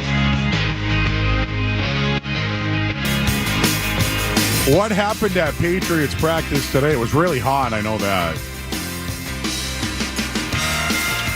Also, we're just about coming up on halftime of this football game. 17-7 right now, Texans over the Bears. Bears aren't playing Caleb Williams tonight. But joining us coming up in just a little bit here, John Sarianides. He's been at Patriots camp. He's from New England Football Journal. We'll ask him about his thoughts on Drake May, Matthew Judon, and maybe a look around college football. Wonder what that BC win total is this year. We'll find out next here on 98.5 The Sports Hub. You're listening to Joe Murray on 98.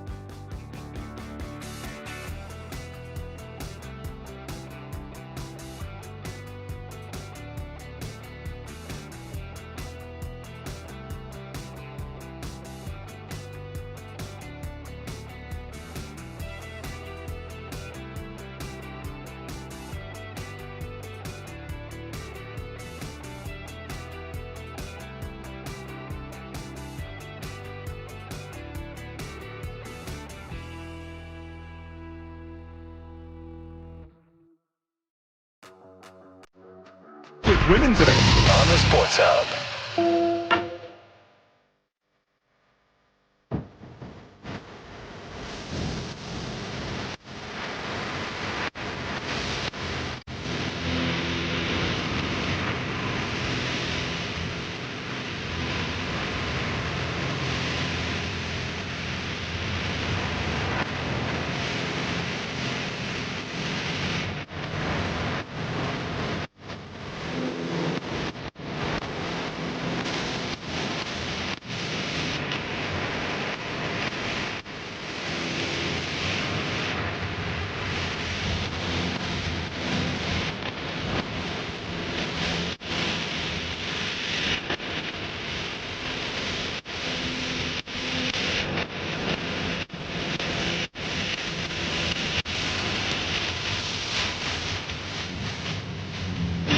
Ceiling, high floor, can probably step in and play as a rookie. You can't say the same thing about May.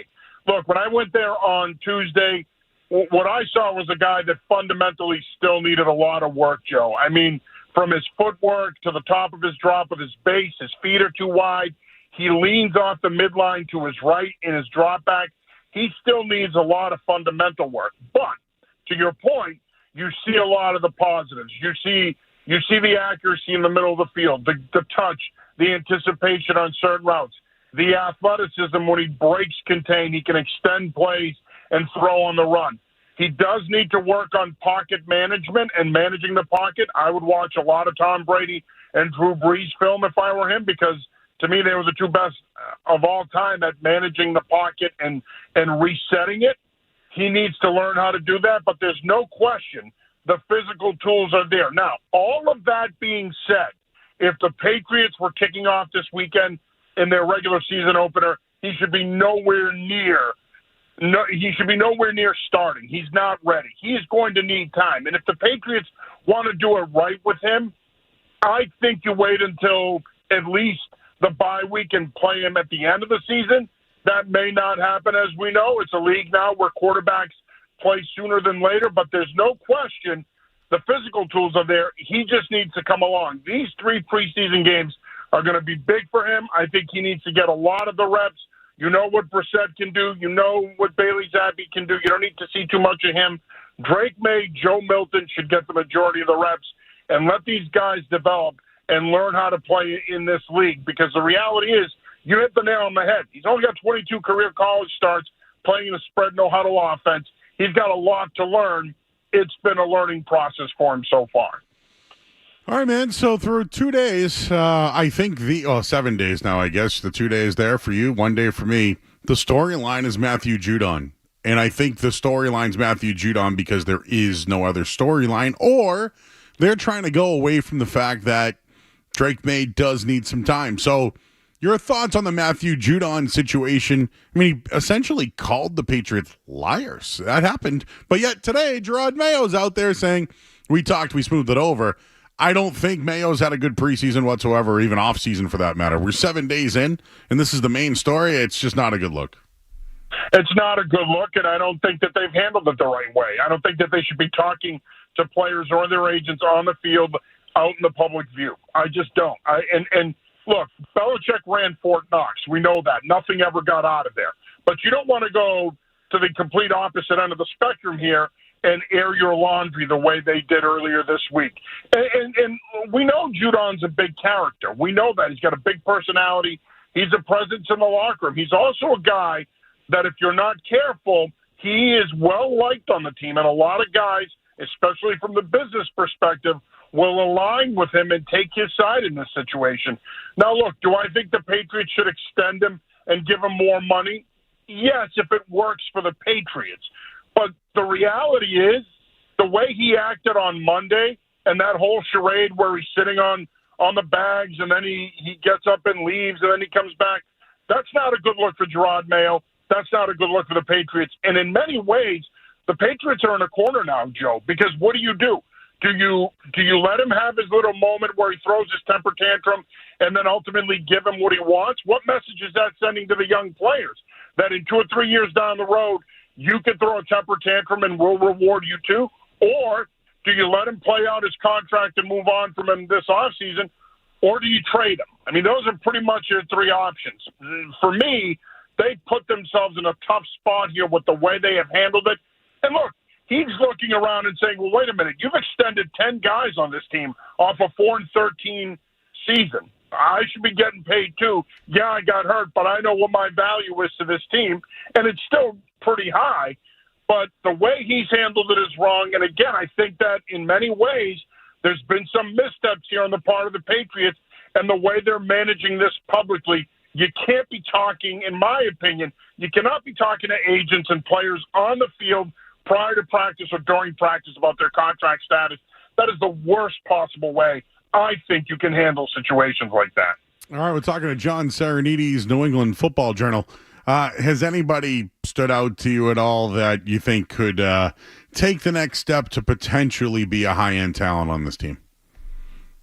Well, I mean, there's some guys that are obvious answers. Christian Gonzalez, I think he's had a really good camp. I think their secondary as a whole, in the two practices that I've been there and just talking to people about last week, I think they've had a pretty strong camp so far. You know, I think when you look at the running backs, if that offensive line can stay healthy and get acclimated to this outside zone, inside zone duo scheme, I think that both Ramondre Stevenson and Antonio Gibson, and to a certain degree Kevin Harris, could end up having good years in this system. This offense is tailor-made for running the football, and it's tailor-made for guys like Stevenson and Gibson. Both of them, I think, have looked good. They've had their moments. The offensive line has struggled at times run blocking, but overall, I think that those two guys have had their moments. I think the tight ends have looked pretty good. I think Hunter Henry's Hunter Henry, consummate pro. I think you can do a lot of different things with him from a personnel and formation standpoint.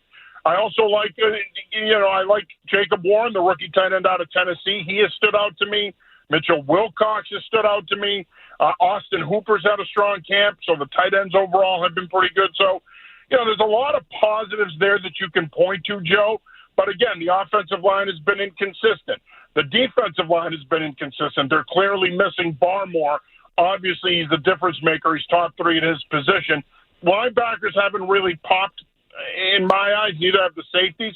But the secondary, tight ends, and backs, I think they've been pretty good so far. I know your boy Stoney's been down there. He's been down there, yes. He's been blessing them with his presence. What are you hearing on Tyquan Thornton? I've heard really good things. And I saw him one day, but you know how it is. No pads on. It's like, yep, wait until the pads. But sounds like he's done pretty well.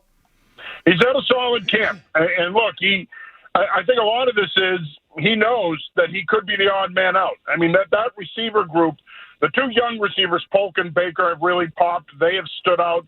They've been as advertised so far. But if you're a Tyquan Thornton, yeah, man, you're feeling the pressure here because you know that you need to have a strong camp and a strong preseason because, again, at most they carry 6 receivers. He could very easily be on the outside looking in. He needs to have a strong camp. He's had one so far. I think he needs to continue to do it. But the biggest thing with him, and we talked about this, and to a certain degree this also applies to Pop Douglas, they got to stay healthy. They can be difference makers if they stay healthy, especially at the second and third level vertically. But if they can't stay healthy, it's not going to matter. Your best ability is your availability. He hasn't been available. He got hurt last preseason. If he has a strong finish to this camp and a strong preseason, I think he makes this roster. But there's a lot of competition there for the 5th and 6th receiver spots. I think that from a decision-making standpoint, it's going to go all the way until the end of August in terms of who stays and who goes. So give me your honest opinion. Don't give me the John, I cover the team opinion, okay? What are your thoughts on Gerard Mayo as the head coach so far? I think that he's a player's coach. I think that he's trying to do things his own way while at the same time keeping some of what was done previously by Belichick. I think with being a player's coach, though, there are pitfalls there, Joe, and especially when it comes to the NFL. These are grown men that are millionaires. They make a lot of money. They make more money than you, and they need to protect their keep. And I think that while it's good to be a player's coach and be the antithesis of Belichick, I also think it's important that he toes a hard line. That now he has kicked players out of practice. He has made them do laps. But the honeymoon period is over. And while it was a whirlwind offseason for him, and it was a great experience, his first offseason working with Elliott Wolf and the front office, at the end of the day now it's time for him to put his hard-ass hat on. And now you got to run this football team, and you got to make tough decisions, and you got to hold your staff accountable, and you got to hold your players accountable. Now, I'm not going to go as far as saying I think Gerard is too nice, because I don't think that at all. I think Gerard's a great guy. I think what you see with him is him. He's genuine. But it's a cutthroat business when it comes to being an NFL head coach. You got to make tough decisions. You got to be a tough guy. He needs to start showing a little bit more of that side of him. Not necessarily with the media and how you treat people, but the football team. Like I said, a lot of the stuff that we saw there on Monday, you can't have that stuff. That stuff sinks your ship before it even sails. So at the end of the day, while I think he's got a long way to go and he's got a lot of strengths, he needs to now start to turn that corner and change his persona a little bit, because as we go along here in the next 2 or 3 weeks, he's going to have to make some tough choices. He might as well start to think along those lines now. The days of him being a player's coach, they need to be few and far in between here. All right, John, what else is going on? I've been doing these previews for our Over-Under podcast, betting previews. I have taken the over 4.5 wins on UConn this year. Jim Moore has handed over the defense, so I think that they have a favorable schedule. I've gone over there. And right now, the Boston College win total's 4.5. I feel like with Castellanos there and everything, I'm rooting for Bill O'Brien. Can you believe that? No, I can believe it. And look, I think taking the over on 4.5 wins for them is smart. The start of their schedule is going to be tough. Those first 3 out of 4 are brutal. With Florida State on Labor Day night, you come back home for Duquesne, and then they have Missouri and Michigan State. That's a tough slate, but they should come out of that slate no worse than 2-2. I really think that they could beat Duquesne at home, obviously, and I think they could beat Michigan State at home. I think Missouri on the road is going to be tough. I think Florida State on Labor Day night on national television is going to be tough. Once you get through that stretch, though, Joe, I do think that their schedule is manageable. Now, the thing with Castellanos is, and they kick off camp on Saturday, the thing with Castellanos is the fit in this system. Is he going to fit Bill O'Brien's offense? We saw spurts of it in the spring. There were times where he did fit in, but then there were other times where you're like, okay, OB's going to want him to play more out of the pocket. He's going to want him to be more of a passer in certain situations, and Castellanos is putting it down and taking off. He can't do that. He's got to be willing to play within the system, because if he doesn't, Grayson James is behind him. He had a strong spring. He's a transfer. He's going to push him. I think when you look at the quarterback situation right now at Boston College, yeah, Castellanos is the guy, but he's got to play within that offense, because I don't know how much leeway he's going to get, especially if the Eagles get off to a tough start. Now, with your UConn bet, I think 4 to 5 wins is probably where they are. I'm not as bullish on taking the over with them. They do have 8 home games this year. Mora, as you mentioned, made some changes to his staff. You've got changes at quarterback. Joe Fagnano's back. You've got Everson has come in. He's transferred. He could potentially be the guy for them at quarterback. He's been a big-time recruit in the past. But, again, I think UConn's got to get back to leaning on that offensive line, running the football, and they got a lot of bodies they got to replace along that front 7. They got a lot of work to do. They have Price Yates back, which helps, and Jelani Stafford, but they have a lot of work to do to replace some guys that were key contributors. Could they win more than 4.5? Absolutely. But I think their win total is probably 4 to 6 at best. All right, man. All right, New England Football Journal does it all. Even high school stuff, if you want to get some of those breakdowns, those are happening as well. So I wanted to ask you a wrestling question before we go. What do you think happens at SummerSlam? Do we see Roman Reigns? I think we should, because here's the thing. And I said this to a friend of mine the other day. A lot of this depends on what do they want to do with Solo Sikoa. He's got a lot of momentum right now. He's the face of this reconfigured bloodline. But if he loses clean, he loses all momentum. And if their plan is to maybe elevate Fatu and maybe he takes over as the eventual leader of this new bloodline, fine. But at the end of the day, if you want to protect Sikoa and not have him lose momentum, Roman Reigns has to come back on Saturday night. He has to come back, and he has to cost him that match to set up the Bloodline Civil War. If they don't do it that way, then I think Sikoa loses his momentum, and I don't know how you then set up that Civil War other than Reigns comes back and says, no, what are you talking about? I'm still Tribal Chief. So I'd like to see Reigns come back. I think they need Reigns back. Let's be honest, Joe. The reign of Cody Rhodes has been kind of boring. He doesn't really have anybody to challenge him. And let's face it, Rhodes, as good as he is, I don't think he elevates the brand like Roman Reigns did. Wow. Okay. That's a hot take. I like that. It is. Some guy in our chat says that you sound like Paul Heyman. My name is Paul Heyman. That's good. I'm the advocate of Brock Lesnar. Yeah. Sorry, had to do it. The reigning, defending. I heard Steve. Well, Smith do that's that. the other thing, right? When's he coming back? And if you know anything about Paul Heyman, he's always going to do what's best for business. I could legitimately see a swerve where he screws over Reigns and ends up eventually realigning with this reconfigured bloodline. Mm-hmm. All right, man. So you're going to 2 Metallica shows? Tomorrow night and Sunday. They will be shows 12 and 13 for me and my illustrious Metallica fandom. Wow. Is there a song you've never heard seeing Metallica? They have never played in the previous 11 times that I've seen them. They've never played Frayed Ends of Sanity. I've never seen it. So I would love to see that. Now, the 2 songs that I want between the 2 nights, The Image Incorporated off of Master of Puppets, and a song that I don't think a lot of people know a lot about, but it's a great song off of Load, even though they got crushed when they put out Load in 96. I love Wasting My Hate. I would love to have them play that one of the 2 nights. They have played it a lot in recent years, but we'll see if they play it this weekend.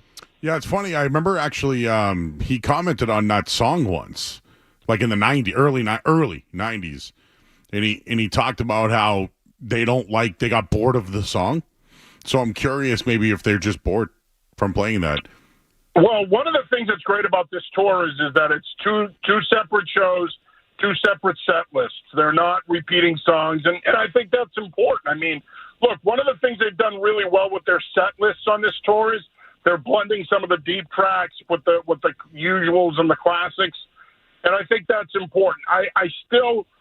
I get you got to play the new album, but man, they have so many good songs, especially post Load and Reload, that they don't play enough. Stuff off of Death Magnetic, stuff off their last 2 albums even. Hardwired, there's 3 or 4 songs there that you can play on this tour that people love. But I think at the end of the day, they'll play the classics, and they'll also play some of the deep stuff, maybe a Leper Messiah, stuff like that. The one song I always like from Metallica, maybe, I don't know, I'm curious how you feel about it. I always love No Leaf Clover. It is tremendous. Thank you. That's a deep track I would love to hear them play. And they do play it on occasion. But obviously they did that in 1999 with the San Francisco Symphony Orchestra. But great song. Would be nice if they snuck it in there one of these 2 nights. But based on my studying of the set list, Joe, I think we're going to see a lot of what we saw at the tail end of the European leg of this tour. They'll probably come out with Whiplash either tomorrow night or Sunday. They always come out with something fast to get the crowd into it.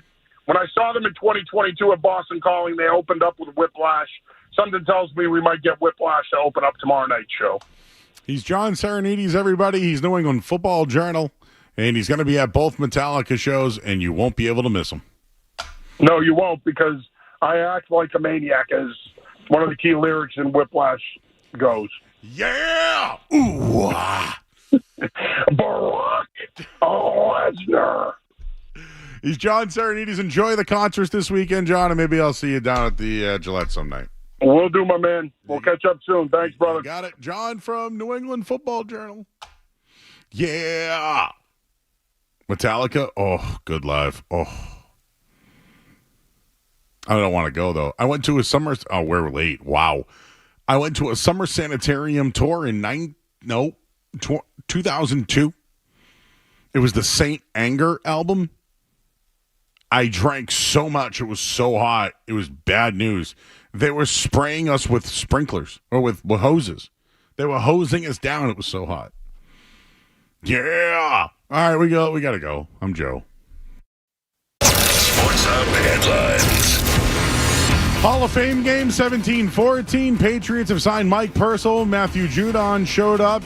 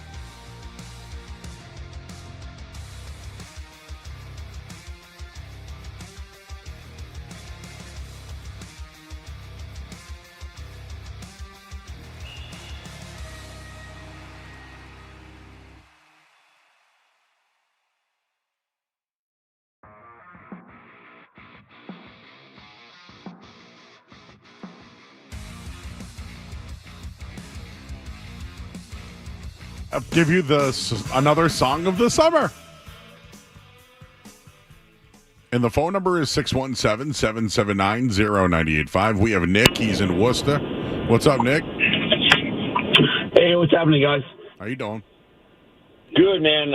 So my question is, it's a little off topic, but do you think any Patriots players are worth drafting in fantasy football? Yes. You know, Ramondre's a good running back, maybe third or fourth round. He gets volume. Hunter Henry's a good tight end. Do you think any of these guys are worth drafting in fantasy football? Yes. I also would look at Austin Hooper as a backup tight end in a pinch. I would also look at Antonio Gibson as a second running back. Sure. Good receiving running back. Yep.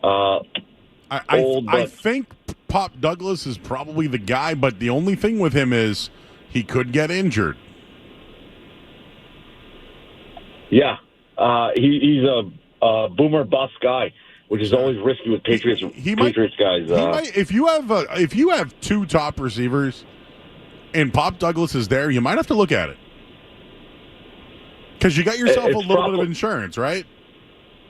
Yeah, I mean, if he's your wide receiver 3, it's probably worth it. But, we're looking at 8th, 9th round with these guys. Yep, but I'm trying to think. Anybody else? Is Brissett worth it? I mean, no, but I'm being serious. He runs a little bit. He does. He'll get you some goal line work, but I mean, he does. He'll. You know what? No, the kickers, no. Maybe the Patriots defense. Well, I think the Patriots defense might be the best pick of the team. Wow. I really don't think there's one player worth drafting this year, which is sad to say. Yeah, this is the first time I've had this conversation this year. I think the defense might be the overall choice. Yeah, probably. Defense number 10 would be a good pick. There you go. Thanks, Joe. All right, bro. Where are you going in Worcester? The fire station. On Park Ave? Franklin Street. Franklin. Okay, I had to get my. I thought because I know the one on Park Ave.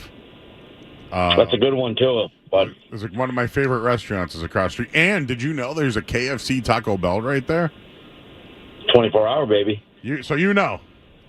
Of course I know. My favorite restaurant there is Delotte, if you've ever been over there. It's very... I have. It's a fantastic... what's that?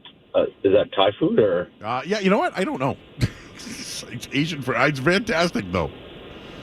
It's good. So good. I'm glad you peppered the Worcester Worcester reference. If you want to check one out, best restaurant in the city, Chashu on Franklin Street. Okay. How's Kenmore Diner? Kenmore doesn't miss. It's par for the course. So you're a firefighter in Worcester? In Worcester, yeah. I appreciate your service. I'm going to be in Worcester for the Polar Park Card Show on August 24th. Oh, no way. Are they playing the game? There's no game. There's a big card show, like trading cards, and I got a big booth there. Baseball cards? Well, football, yes. Football, baseball, basketball, yep. Dude, I have some old cards from, the early 90s that have been in a case for, 20 years. Yeah. I'm going to break them out. Bring them, and then maybe you can get them graded.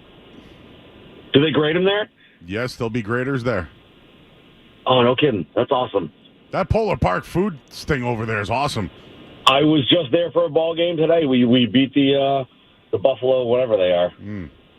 Get that Coney Island over there. It's pretty good, too. Yeah, man. All right, well, thank you for your service. Joe. Appreciate you. Thanks, man. Bye-bye. Nice chatting with you. You too. Got to rep the Worcester firefighters. Okay. This hour of the Sports Hub is brought to you by our good friends over at Valvoline and Oil Change. Enjoy quick and convenient vehicle maintenance this month. Visit NewEnglandOilChange.com for 15% off your next drive-thru oil change at Valvoline and Oil Change. Now open in Franklin, Billerica, and Peabody. We have musings and then the songs of the summer. No commercials coming up next. After this commercial. Bye. Don't go anywhere. There's more Joe Murray. On the way on 98.5 The Sports Hub. If you need tires,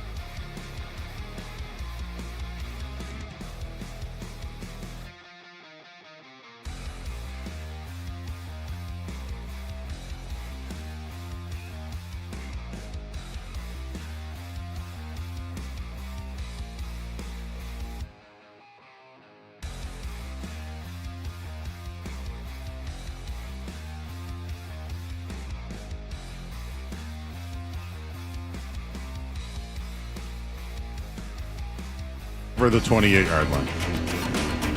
Patriots back at practice today. Matthew Judon was there too. Drake May had a better day. The team has signed Mike Purcell. And the Red Sox off until tomorrow. Gordon Hayward retired. Headlines are brought to you by... Oh, man. Safety Insurance, providing comprehensive coverage for your auto, home, and business. Ask your independent agent about safety. I'm Joe Murray. Musings and then Songs of Summer. Boston's first FM all-sports radio station. Let's go! All-sports radio. Boston's home for sports. Let's go! 98.5, the Sports Hub. I feel like I deserve that duffel bag. I did not sign a contract for this year. I did not. Nope. I had a renewal. There was an offer on the table, and you can keep your magnet and pin. I'll give the pins. Who wants the magnet? He wants the magnet. Do you want the pins? All right. Why not? I'll give the pins to you guys, and I'll give Kevin the magnets. I just want the duffel bag. Who wants the box? I mean, I could use the box to put cards in.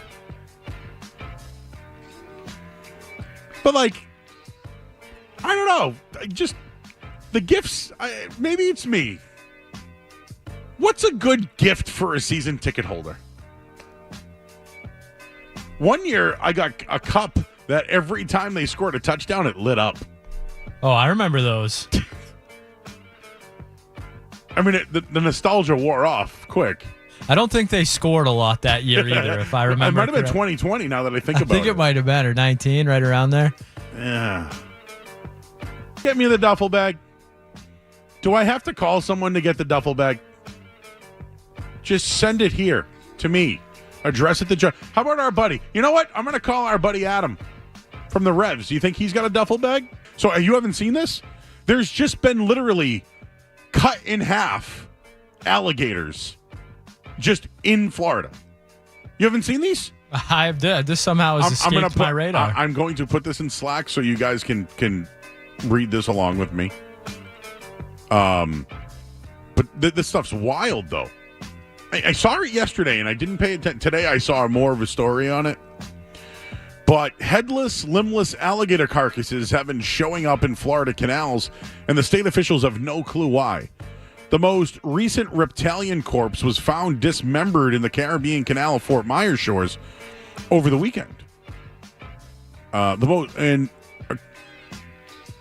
This is the quote. My wife and I went for a little boat cruise on Saturday evening, and we saw something floating in the middle of the canal. They saw a dismembered gator. But it's happened a lot. They found like 3 or 4 of these. So, something is literally decapitating alligators, leaving them in half. I mean, a medium-sized alligator, the head was missing. The tail was missing. The feet were missing. They said that about a year ago they saw some of these as well. They don't know who's even dumping them. They said they saw tracks on the grass. And now, the Florida Fish and Wildlife Conservation, they've had no record of dumped gators in the canal. And they're looking in. They did not find any bodies either. Human bodies. That's weird, right? Yeah, I'm out on that. The pictures are graphic. You saw the photos, yes, right? Yeah. This is what I mean by, is there a serial gator out there? Just a bigger alligator, maybe? I mean, there's always a bigger fish, right? Like a bloater gator? A bloater gator. For those who don't know, bloater is it's a fungus that's grown. Nothing to do with. That freaks me out. What is in the floor? They are? Remember they were going endless bankrupt? Endless shrimp ended them. Bankrupt from endless shrimp. So now it's fried alligator? Yeah, could this be someone that's using pieces of an alligator but not the whole thing and just discarding of the rest of it? Well, you remember that Happy Gilmore got the alligator with one eye stuffed for Chubbs, but Chubbs got scared and fell out of the window, died, and then had his hand run over. And who was it, Fuzzy Zeller, who found him? I believe so. Yeah. that was supposed to be fun. It's a fake. It's a movie. It's fake, everybody. I'm laughing at fake death. But I'm out on the. I don't want to see any of the. I've ate alligator before. I had deep fried alligator in New Orleans. It's very today. Did you put birthdays in Slack? I didn't look yet. Scotty Barnes is 23. Jerry Garcia. 82. Would have been 82. Jerry, man. I got Jerry Garcia in a pouch, man. All right, Jerry. I need. How about Devon Dudley? Devon, get the tables. Testify. I've met Devon. Kowloon. I love Devon and Bubba Ray. Yeah, Devon is a Kowloon. Like anytime he's in town, he is there. He supports a lot of the shows too. I didn't look in Slack, so let me see what else we got here. That's all we got, pretty much. Kind of a weekday. Tough night, huh? I'm scrolling now, and I'm not seeing much, Joe. I got an in or out for tomorrow. I'll put that. We'll save it for tomorrow.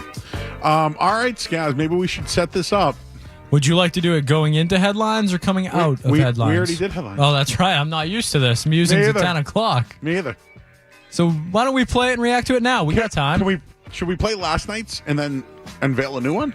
You want us to replay the smash hit of the summer from last night? And then we'll follow it up with the. So let's hear it. Last night. Should I dance? And now he's thinking about me every night. Oh, is that sweet? I guess so. So you can't sleep, baby. I know that's that me espresso. Move it up, down, left, right. Oh, switch it up like Nintendo. So you can't sleep, baby. I know that's that me espresso. I can't relate to desperation. My gives a F are on vacation, and I got this one boy, and he won't stop calling when they act this way. I know I got him. Too bad your ex don't do it for you. Walked in, a dream came true. Did for you. Soft skin and I perfumed it for you. I know I Mountain Dew it for you. That morning coffee brewed it for you. One touch and I brand new it for you. And now he's thinking about me every night. Oh, that's sweet, I guess so. So you can't sleep, baby, I know that's that me espresso. Move it up, down, left, right, oh, switch it up like Nintendo. So you can't sleep, baby, I know that's that me espresso. Good job. And Christine at the end. So that was the last night. That's smash hit last night. Smash hit espresso. Now, Skaz, I don't know what you have tonight, but this was Song of the Summer number 2 that we came up with. I would say this one was a little bit more of a struggle for Joe. Okay. Not quite as much as tomorrow night, but yes, I'm looking forward to this one. All right, let's hear what we got for Song of the Summer number 2.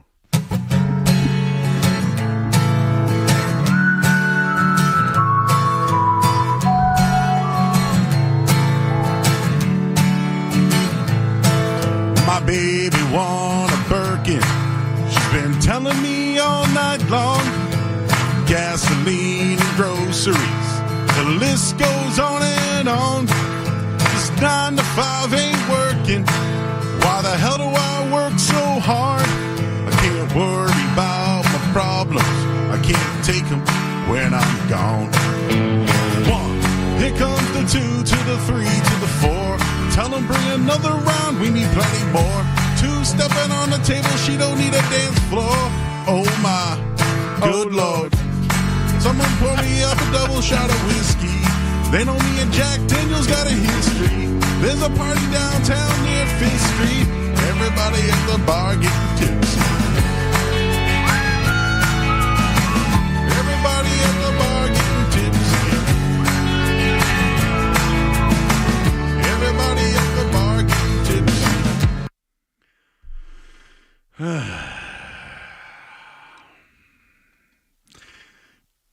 Didn't like it. My baby want a Birkin. The pace was a little tough on that one. It was just not, because at the end I kept wanting to say, everybody in the club getting tipsy. And everybody, whatever he says, and I just... Yo, you got a fake ID? So that was Song of the Summer. People are wondering what is happening here. Yes, Topher's in there. So I know you went back in history a little bit, Skaz. I don't know if we should repeat that one. We'll do it tomorrow night when we recap. But you found some hits. What was the earliest date that you can remember? That you remember? Let me see, Joe. I believe that we were able to uncover, and I got to give Jeremy Conley credit for this one. The Jeremy Conley. We have some 2015s in here, Joe. Wow. So I'll give you options. We have 1, 2, 3, 4, 5. Well, which one do you think is the best? I have not listened to all of these because I wanted the raw reaction for myself as well as the audience. So, well, somebody in the chat mentioned "Call Me Maybe," and I don't know if that's in there. There is a 2017 Carly Rae Jepsen song, but it is not "Call Me Maybe." It's not "Call Me Maybe." Huh? It is "Cut to the Feeling." What is it? "Cut to the Feeling." Oh God! Would you like that? Is that the Tim McCone in that one? Hold on. Oh, there is a Tim McCone. Should we play the Tim McCone one? Okay, fine. Let's do that. Let me find the Tim McCone one. 1 second. This is, again, one day it was Joey Goes to the Grammys, and then it kind of turned into... Cut to the Feeling is the Tim McCone one. Let's see if you can spot Tim McCone in this song. Let's hear it. I want to cut through the cloud, break the ceiling. I want to dance on the roof, you and me alone. I want to cut to the feeling. Oh yeah. I want to cut to the feeling. Oh yeah. I want to play where you play with the angels. I want to wake up with you all entangled. Oh, I want to cut to the feeling. Oh yeah. I want to cut to the feeling. Oh yeah. So, did you notice Tim McCone in there or no? Because I certainly did. The feeling. Oh yeah. Can you just highlight the woo? That was Tim McCone, everybody, in that song.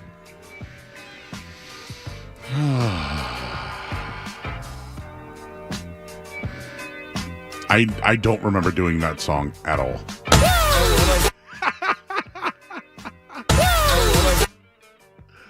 All right, what else is there? Anything good in there? What else?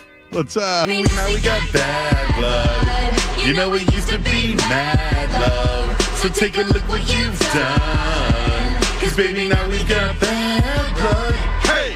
Now we got problems. And I don't think we can solve them. You made a really deep cut. And baby, now we got bad blood. Hey! Sounds like there might be some background vocals in that one as well. Definitely background vocals. I don't know who they were, though. Could be Jeremy, could be Sean Silver, could be Tim McCone. So the songs we have so far are Espresso and Everybody in the Club Getting Tipsy. I forget the name of that song. Oh, no. Favorite to send us to break. Yes. My personal favorite song of the summer. It still slaps. And we'll go into break, and we'll take calls coming up next here on 98.5 The Sports Hub. Let's start living dangerously. Whoa, talk to me, baby. I'm going blind from this sweet, sweet craving. Whoa, let's lose our minds and go crazy, crazy. Hi, keep on hoping we'll eat cake by the ocean. Walk for me, baby. Walk for me now. I'll be Diddy, you'll be Naomi. Whoa, let's lose our minds and go crazy, crazy. Hi, keep on hoping we'll eat cake by the ocean.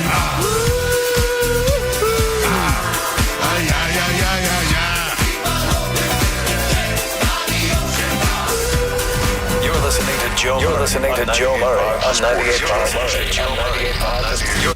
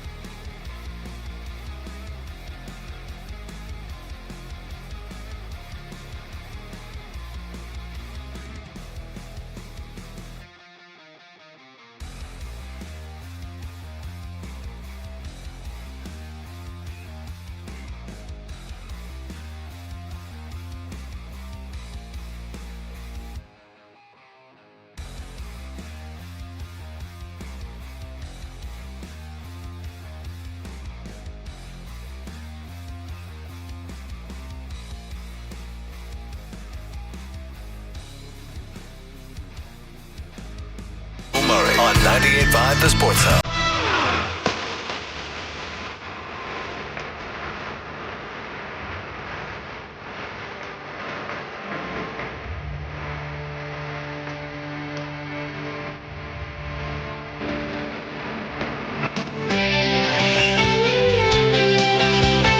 All right, back here at 98.5 The Sports Hub, I'm Joe Murray.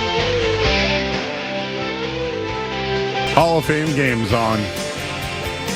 It does feel good having football on, though, or at least something on while we're here.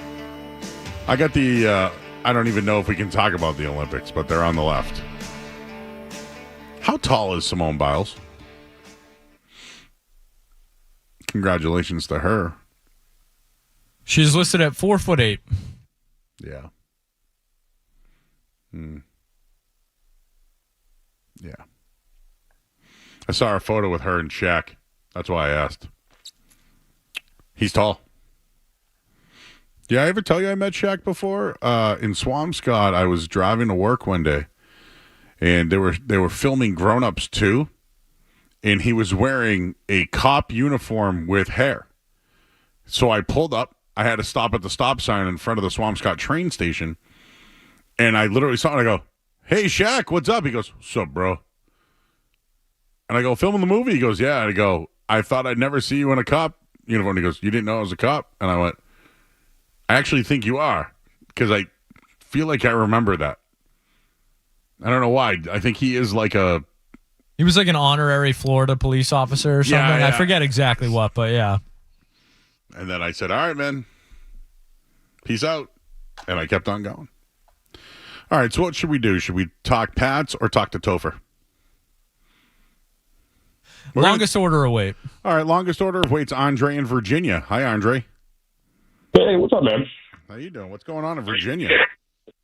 So, I live right outside of D.C. I live in Alexandria. But that's besides the point. I kind of wanted to talk to you guys about training camp, right? Because living down here, I don't get to obviously listen to the radio, so I watch you guys on YouTube. And I felt that you're kind of being negative towards the offense in a sense of, I do think we stand a chance to make the playoffs. And you're probably saying, what the hell is this guy smoking right now? Like, there's no way. But this is what I have to say.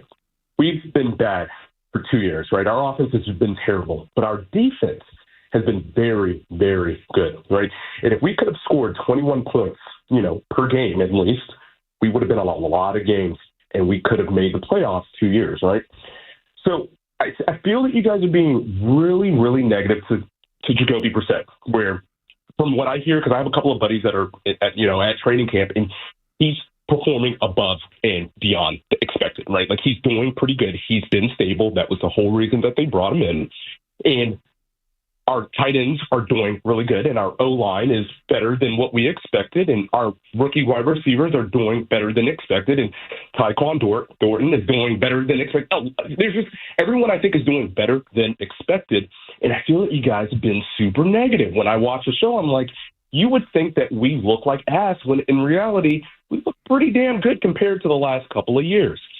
So that was my take on it. Okay. You said a lot of our. You mean the Patriots? Yeah, so the Patriots, not the Commanders. The Commanders, just I don't even follow them. But when I say the Patriots defense is, a top 5 defense, top 10, right? Given we're not going to let people just score 30 points a game. We're going to keep it between 15 and 20, right? And then you look at our offense and you say, well, can the offense put up 21 points? And I think this year you could say probably, right? You look at the teams we play. Yes, we have a hard schedule. But I still think in a lot of these games, can we put up 21 points? We could. Do I think Jacoby Brissett is going to work in Van Pelt's offense? Well, obviously, because they've worked together. And I saw something on YouTube. It was a title of, like, did we make a mistake with Van Pelt? We don't know, right? Like, the whole point of hiring everyone was to get a fresh start, to get away from the Belichick era, to get away from Josh McDaniels, to just get a fresh start. Now, is that tailored to Drake May's forte? Maybe not, right? Like, maybe it really isn't tailored for him. But this is to say, remember San Francisco and when they drafted Trey Lance and when they, had Jimmy G, and I don't think Brock Purdy was on, their roster at that time. But what ended up happening? They ended up trading away Trey Lance, and he's still not playing, right? He was a project. He was drafted very high, but they ended up thinking that Jimmy G was going to be better, and he led them to the Super Bowl, right? So that's to say, I'm not saying, Jacoby Brissett's going to lead us to the Super Bowl, but could there be some similarity there? Yes. Could we also look at our 6th-round pick and say, hey, is he our Brock Purdy, which I don't really know much about Joe Milton? There is that possibility. So I get that he's a 3rd-round pick, and I get that New England's ready for the next big thing. Andre. Yeah. Take a deep breath. Take a deep breath for a second. Okay, go ahead. Go, ready? Let's do it together. Ready? Yep, go ahead. They are going to suck. Why is that? They don't have an offensive line. They don't have premier pass catchers. And their defense is going to be run on because they don't have defensive tackles. Okay. So when you say we don't have pass catchers, then what's the hype about Polk and Baker? And I would even say when Bourne comes back. I love Bourne. Well, Bourne might not be ready. He'll be on PUP. He's still on PUP. Baker is a 4th-round pick that they like. They're probably going to go Osborne, Douglas, and they're probably going to go Hunter Henry and Austin Hooper. Okay. And then Polk, they'll probably get into the mix, but they need the 2 and 3 tight ends because they can't block. So they're going to run a lot of 12 personnel and run the ball. Can I ask you a question? Yes. Is it better than last year? I think it's worse. I think because of the QB, it's automatically better. Well, I think that's what I was going to say. It's better when you start. Let's just start with Brissett. It's obviously going to be better there, right? Mac Jones was throwing across his body, right? Let's start with that. I mean, I played football, and the number one thing they tell you to do is you played football. Where? Tell me. So I played high school, and then I didn't play college. But I mean, were you an all-star? Again, were you an all-star? No, I wouldn't say so. I mean, I thought I was pretty good. Were you an all-scholastic? No. Okay. Well, anyway. No. What position did you play? I played quarterback. I played corner. You were a quarterback in Virginia or Washington? Corner. Oh, corner. Okay. Yeah. So I played cornerback. Were you more of a man-to-man bump and run, or were you up a guy that liked to get in the backfield? I was bump and run. Bump and run. Yeah. I was bump and run because if you know anything about these kids in the South, they're fast as fuck. Up, dummy up, dude. Come on. You yapped that whole time to swear and get dumped. Out.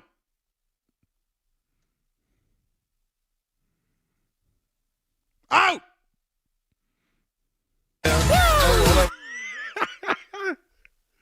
You guys are really negative about the Patriots. Okay, where do you want me to be positive?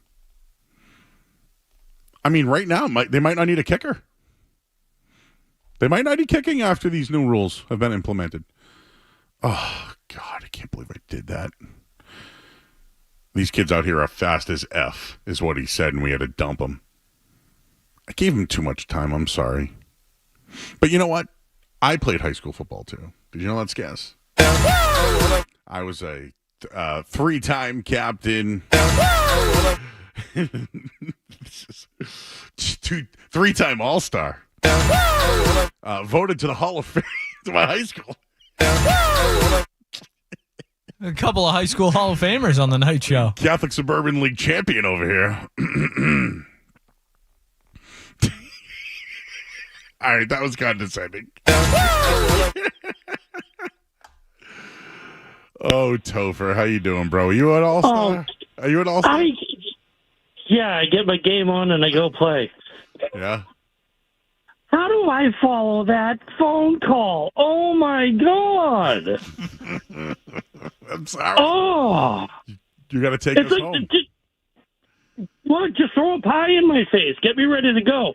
Hold on, wait. Let me correct this. The Patriots are going to stink. Here's why. They have no control of offense. They have no top players. Period. Okay? Bourne is going to be injured to start. Brissett is a shadow of what he was coming out of college. It's not going to happen. Settle your butt down. Go over. Just have a Coke and a smile. They're not going to go far with anything. And I wasn't even going to talk about the Pats. But, God, that call destroyed me. Whew. YouTube fam, what's going on, babies? How you doing, dude? So, I heard that you went to Shake Shack tonight. I did. I had my dad have his first Shake Shack experience. We were listening to the show. He was listening to the WWE segment stuff. He got excited. It was great. We loved it. They got those crinkle fries, huh? Oh, those things are so good with a side of the friggin' Shake Shack sauce. Shake Shack. Yeah. I don't think I've had Shake Shack sauce. I've had Shake Shack. Oh, it's the sauce that's on the burger. You get it on the side, dip your fries in. Oh yeah. What do you think would be? You know how there's like curly fries and Cajun fries and sweet potato fries. Oh yeah. What could be like another seasoning to put on a fry? Do you know what I got? I just had a thought in my head. What about a salt and vinegar fry?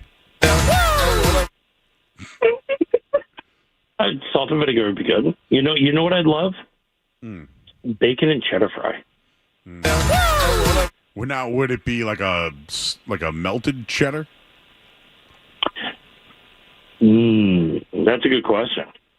Some people actually like the toughness. Some people would actually enjoy the goodness of the melt. Do you know what I would do? Is I would shave it down into like a Parmesan type cheese. So it's string like. Yeah, but really crunched up. And make bacon bits out of it. Maybe I'll make it like in its own combined cheddar and bacon. So I've heard people that have taken cheese and they put it in their pan and they melt it down. They add bacon bits and let everything just go together. And then they put it on a cutting board and chop that and then remelt it back on the fries. Ooh, wow, okay. I like Cabot cheese. That's my favorite cheese, but I like it pre-sliced. Lately, I've been but it's expensive. It's like $4.50 for that. Lately, I've been buying my own blocks of cheese for $1.29 and cutting it myself. Dude, they get the blocks at Cabot, Vermont's finest. It's amazing. They're awesome, and I eat it with pepperonis. Oh, yes. Wait. Do you eat a bag of pepperonis? Because that's kind of like a snack of mine, a cracker. I can't. The only thing I can't do is I can't do Target salami. Yes, but I'm in on the pepperoni. We're out on Target salami. There's only one man I know who's in on Target salami, and it's not anybody on the show. I don't even think Kevin could go that far. Have you ever had Old Bay seasoning or Old Bay fries? Oh, hell yes. Have you? Old Bay seasoning is fantastic. Why have I missed this? Really? No. Joe, look it up. Old Bay seasoning I know. My buddy Hooch sent it to me. Hooch goes, "You ever try this?" I said, "No." He goes, "I'm doing it tonight." I said, "Let me know." No. Old Bay is fantastic. But isn't it like I don't have to go to like Maryland for that? No, it's any grocery store has it. Literally like any grocery store. Really? Joe, the market basket across the street from my house, which I know you frequent once or twice. Yes, they do have it. That's the only one that I go to because I want to know. Like, I actually do go to the market basket where I saw Skaz the other day. We were both scrummaging around the hot plate area. But I only go to 2 market baskets because I know my way around those stores. If I don't know my way around your supermarket, I'm out. Yeah, sometimes, like, especially if bread's on one side, but you know it to be on the left side, no, it can't be. Throws me complete off. I'm out. See you later. What'd you think of the songs of summer so far?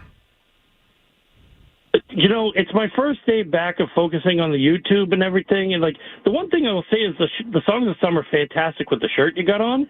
And the clean cut, dude, looking fantastic. I bought a new razor. I bought a new kit. I bought a 3-piece kit. One where it's the buzzer. The other one is the beard shaver.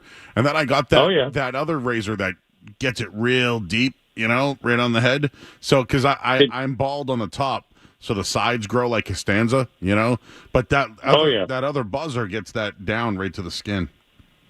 You didn't do the Manscaped one, did you? So I just didn't want to spend that much money.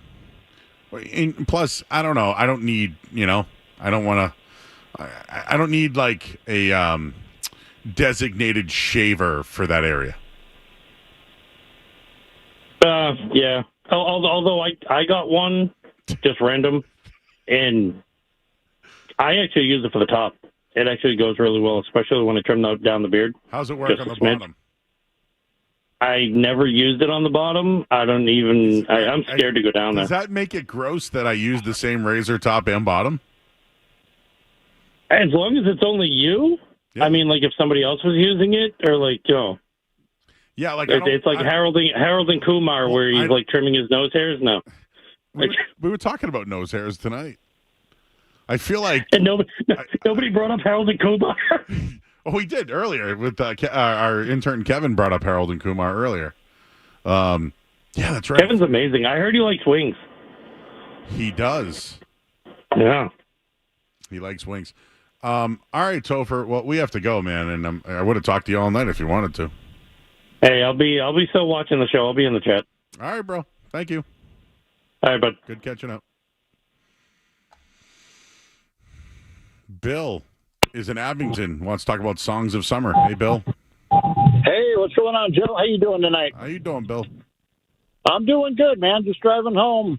One of the all-time great songs of summer, hands down, Love Shack by the B-52s. The Love Shack is a little old place where we can get together.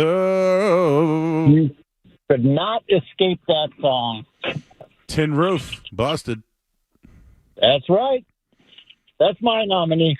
All right, Bill. Thank you, sir. Have a good one. You too. Love Shack, baby, Love Shack. Mike Testa says we should limit the caller rambling time. Makes it tough for us listeners with ADD. It was just some guy from Virginia kept saying us and our, and then he brought up how he played high school ball, and then it just...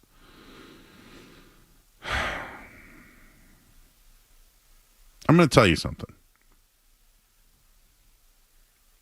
I apologize, but I'm not sorry. Let's go to the headlines. Final headline of the night here on 98.5 The Sports Hub. Sports Hub headlines.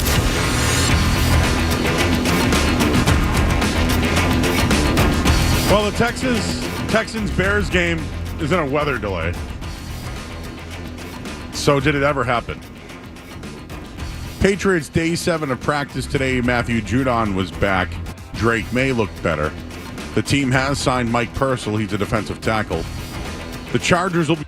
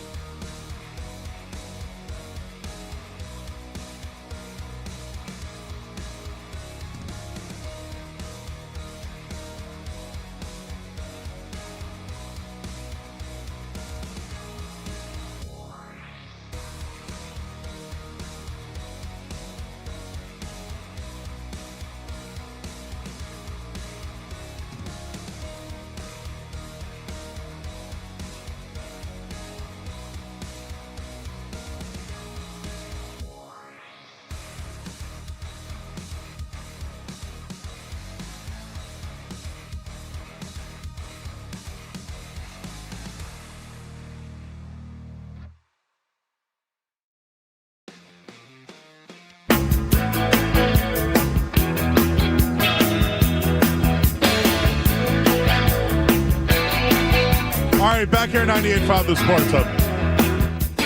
I see you guys on the phones. I'll get to you in a second here. You just saw this Deanna Rossini of The Athletic. There is definitely some chit-chat about Bill Belichick playing the media darling role for a PR makeover. Not sure if that's a hot take or not, but New England Patriots head coach former New England Patriots head coach Bill Belichick, whose relationship with the media has been strained throughout his NFL career, will be joining the cast of alternate Manning cast for the upcoming 24-25 season. Reports have hinted that Belichick still intends to coaching in the 25-26 season. Doesn't mean that this upcoming season won't be important for him, according to Deanna Rossini. She made an appearance on The Herd today with Colin Cowherd, who I don't believe anything with. But Belichick's new media role detailing that maybe around the NFL view of the venture is a PR makeover. Colin, have you ever talked to a coach after he was fired? I don't care if you're a Hall of Fame coach or you have just 1 year stint. They're physically and mentally spent. They are a shell of themselves. I know so many coaches who are about 2 weeks after they're getting fired get horrendously sick, like in bed, can't move. It's almost like the weight of everything just hits them like a ton of bricks. Bill taking a year off, who knows what it could do for him in terms of his own personal growth and age. Oh, I have the audio. Sorry. Anyways, duh! He needs to make over. But I'll tell you this much, and we brought this up last night on the show. Who would you rather be? The Patriots or Bill Belichick today? You all better say Bill Belichick. We'll have more on this tomorrow night. Oh, I just put something in Slack, guys. I don't know if you can play it.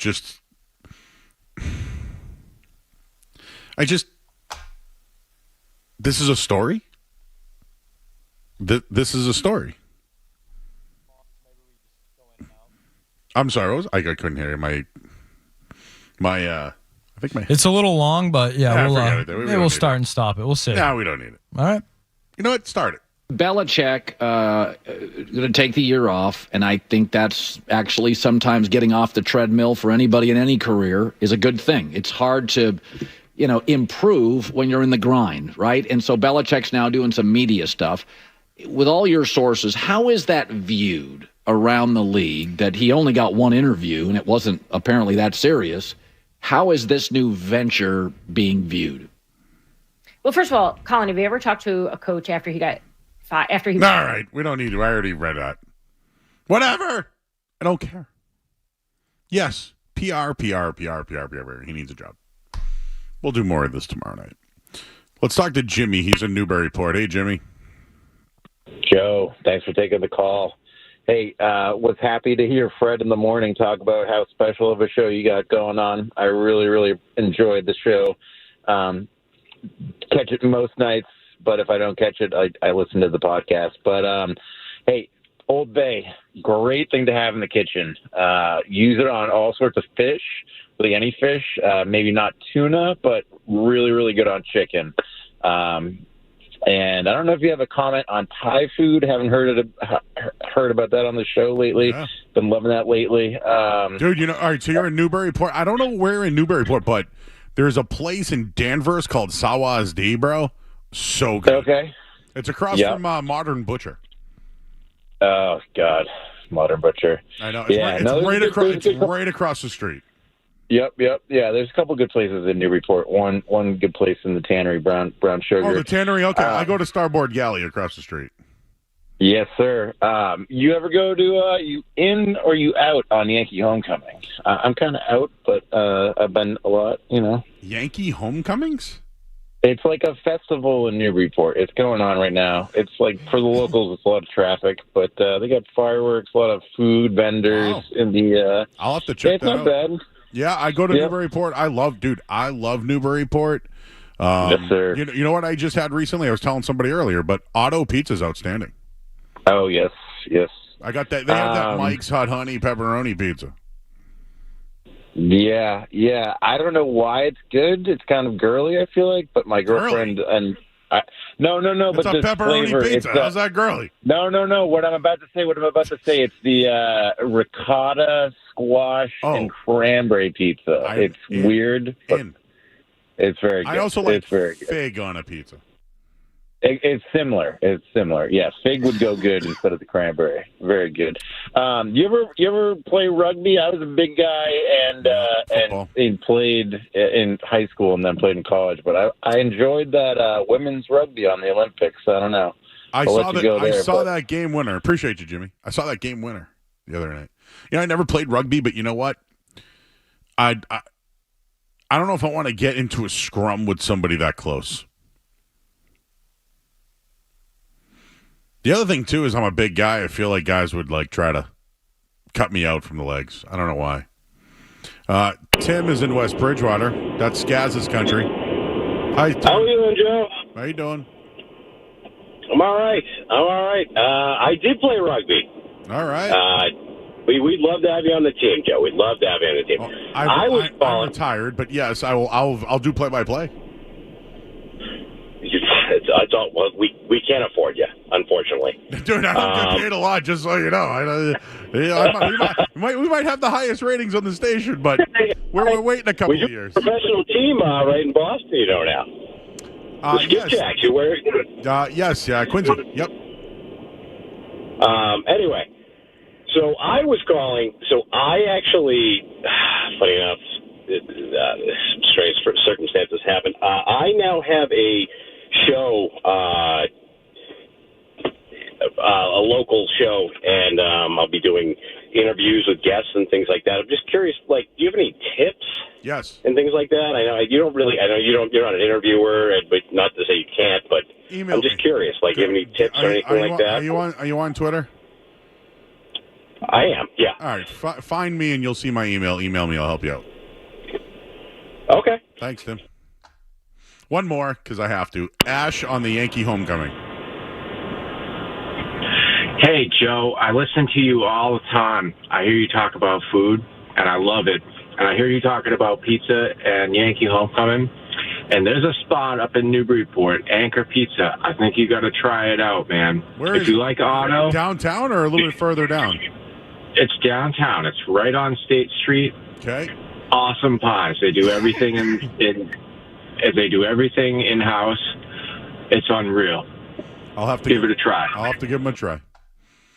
Guys, Newburyport's beautiful, and then there's Plum Island. And then there's Salisbury, the deck on the other side. There's a lot of options down there, man. It's hard. Why the hell do I work so hard? Can we go out with the song of the summer tonight? Why not? We'll say goodbye to everybody. Kevin, great job to you. Would you like Song of the Summer 1 or 2? Whatever one you want to play. And then we'll have number 3 tomorrow night. Full show tomorrow. We have Andrew Callahan. And we have Leroy Irvin on the show tomorrow night. Thanks, guys. Thanks, Kevin. I'm Joe Murray. We'll talk to you guys tomorrow night at 7. Shall I dance? And now he's thinking about me every night. Oh, is that sweet? I guess so. So you can't sleep? Maybe I know that's that me espresso. Move it up, down, left, right, oh. Switch it up like Nintendo. So you can't sleep? Baby, I know that's that me espresso. I can't relate to desperation. My gives a F are on vacation. And I got this one boy, and he won't stop calling when they act this way. I know I got him. Too bad your ex don't do it for you. Walked in and dream came true for you. Soft skin and I perfumed it for you.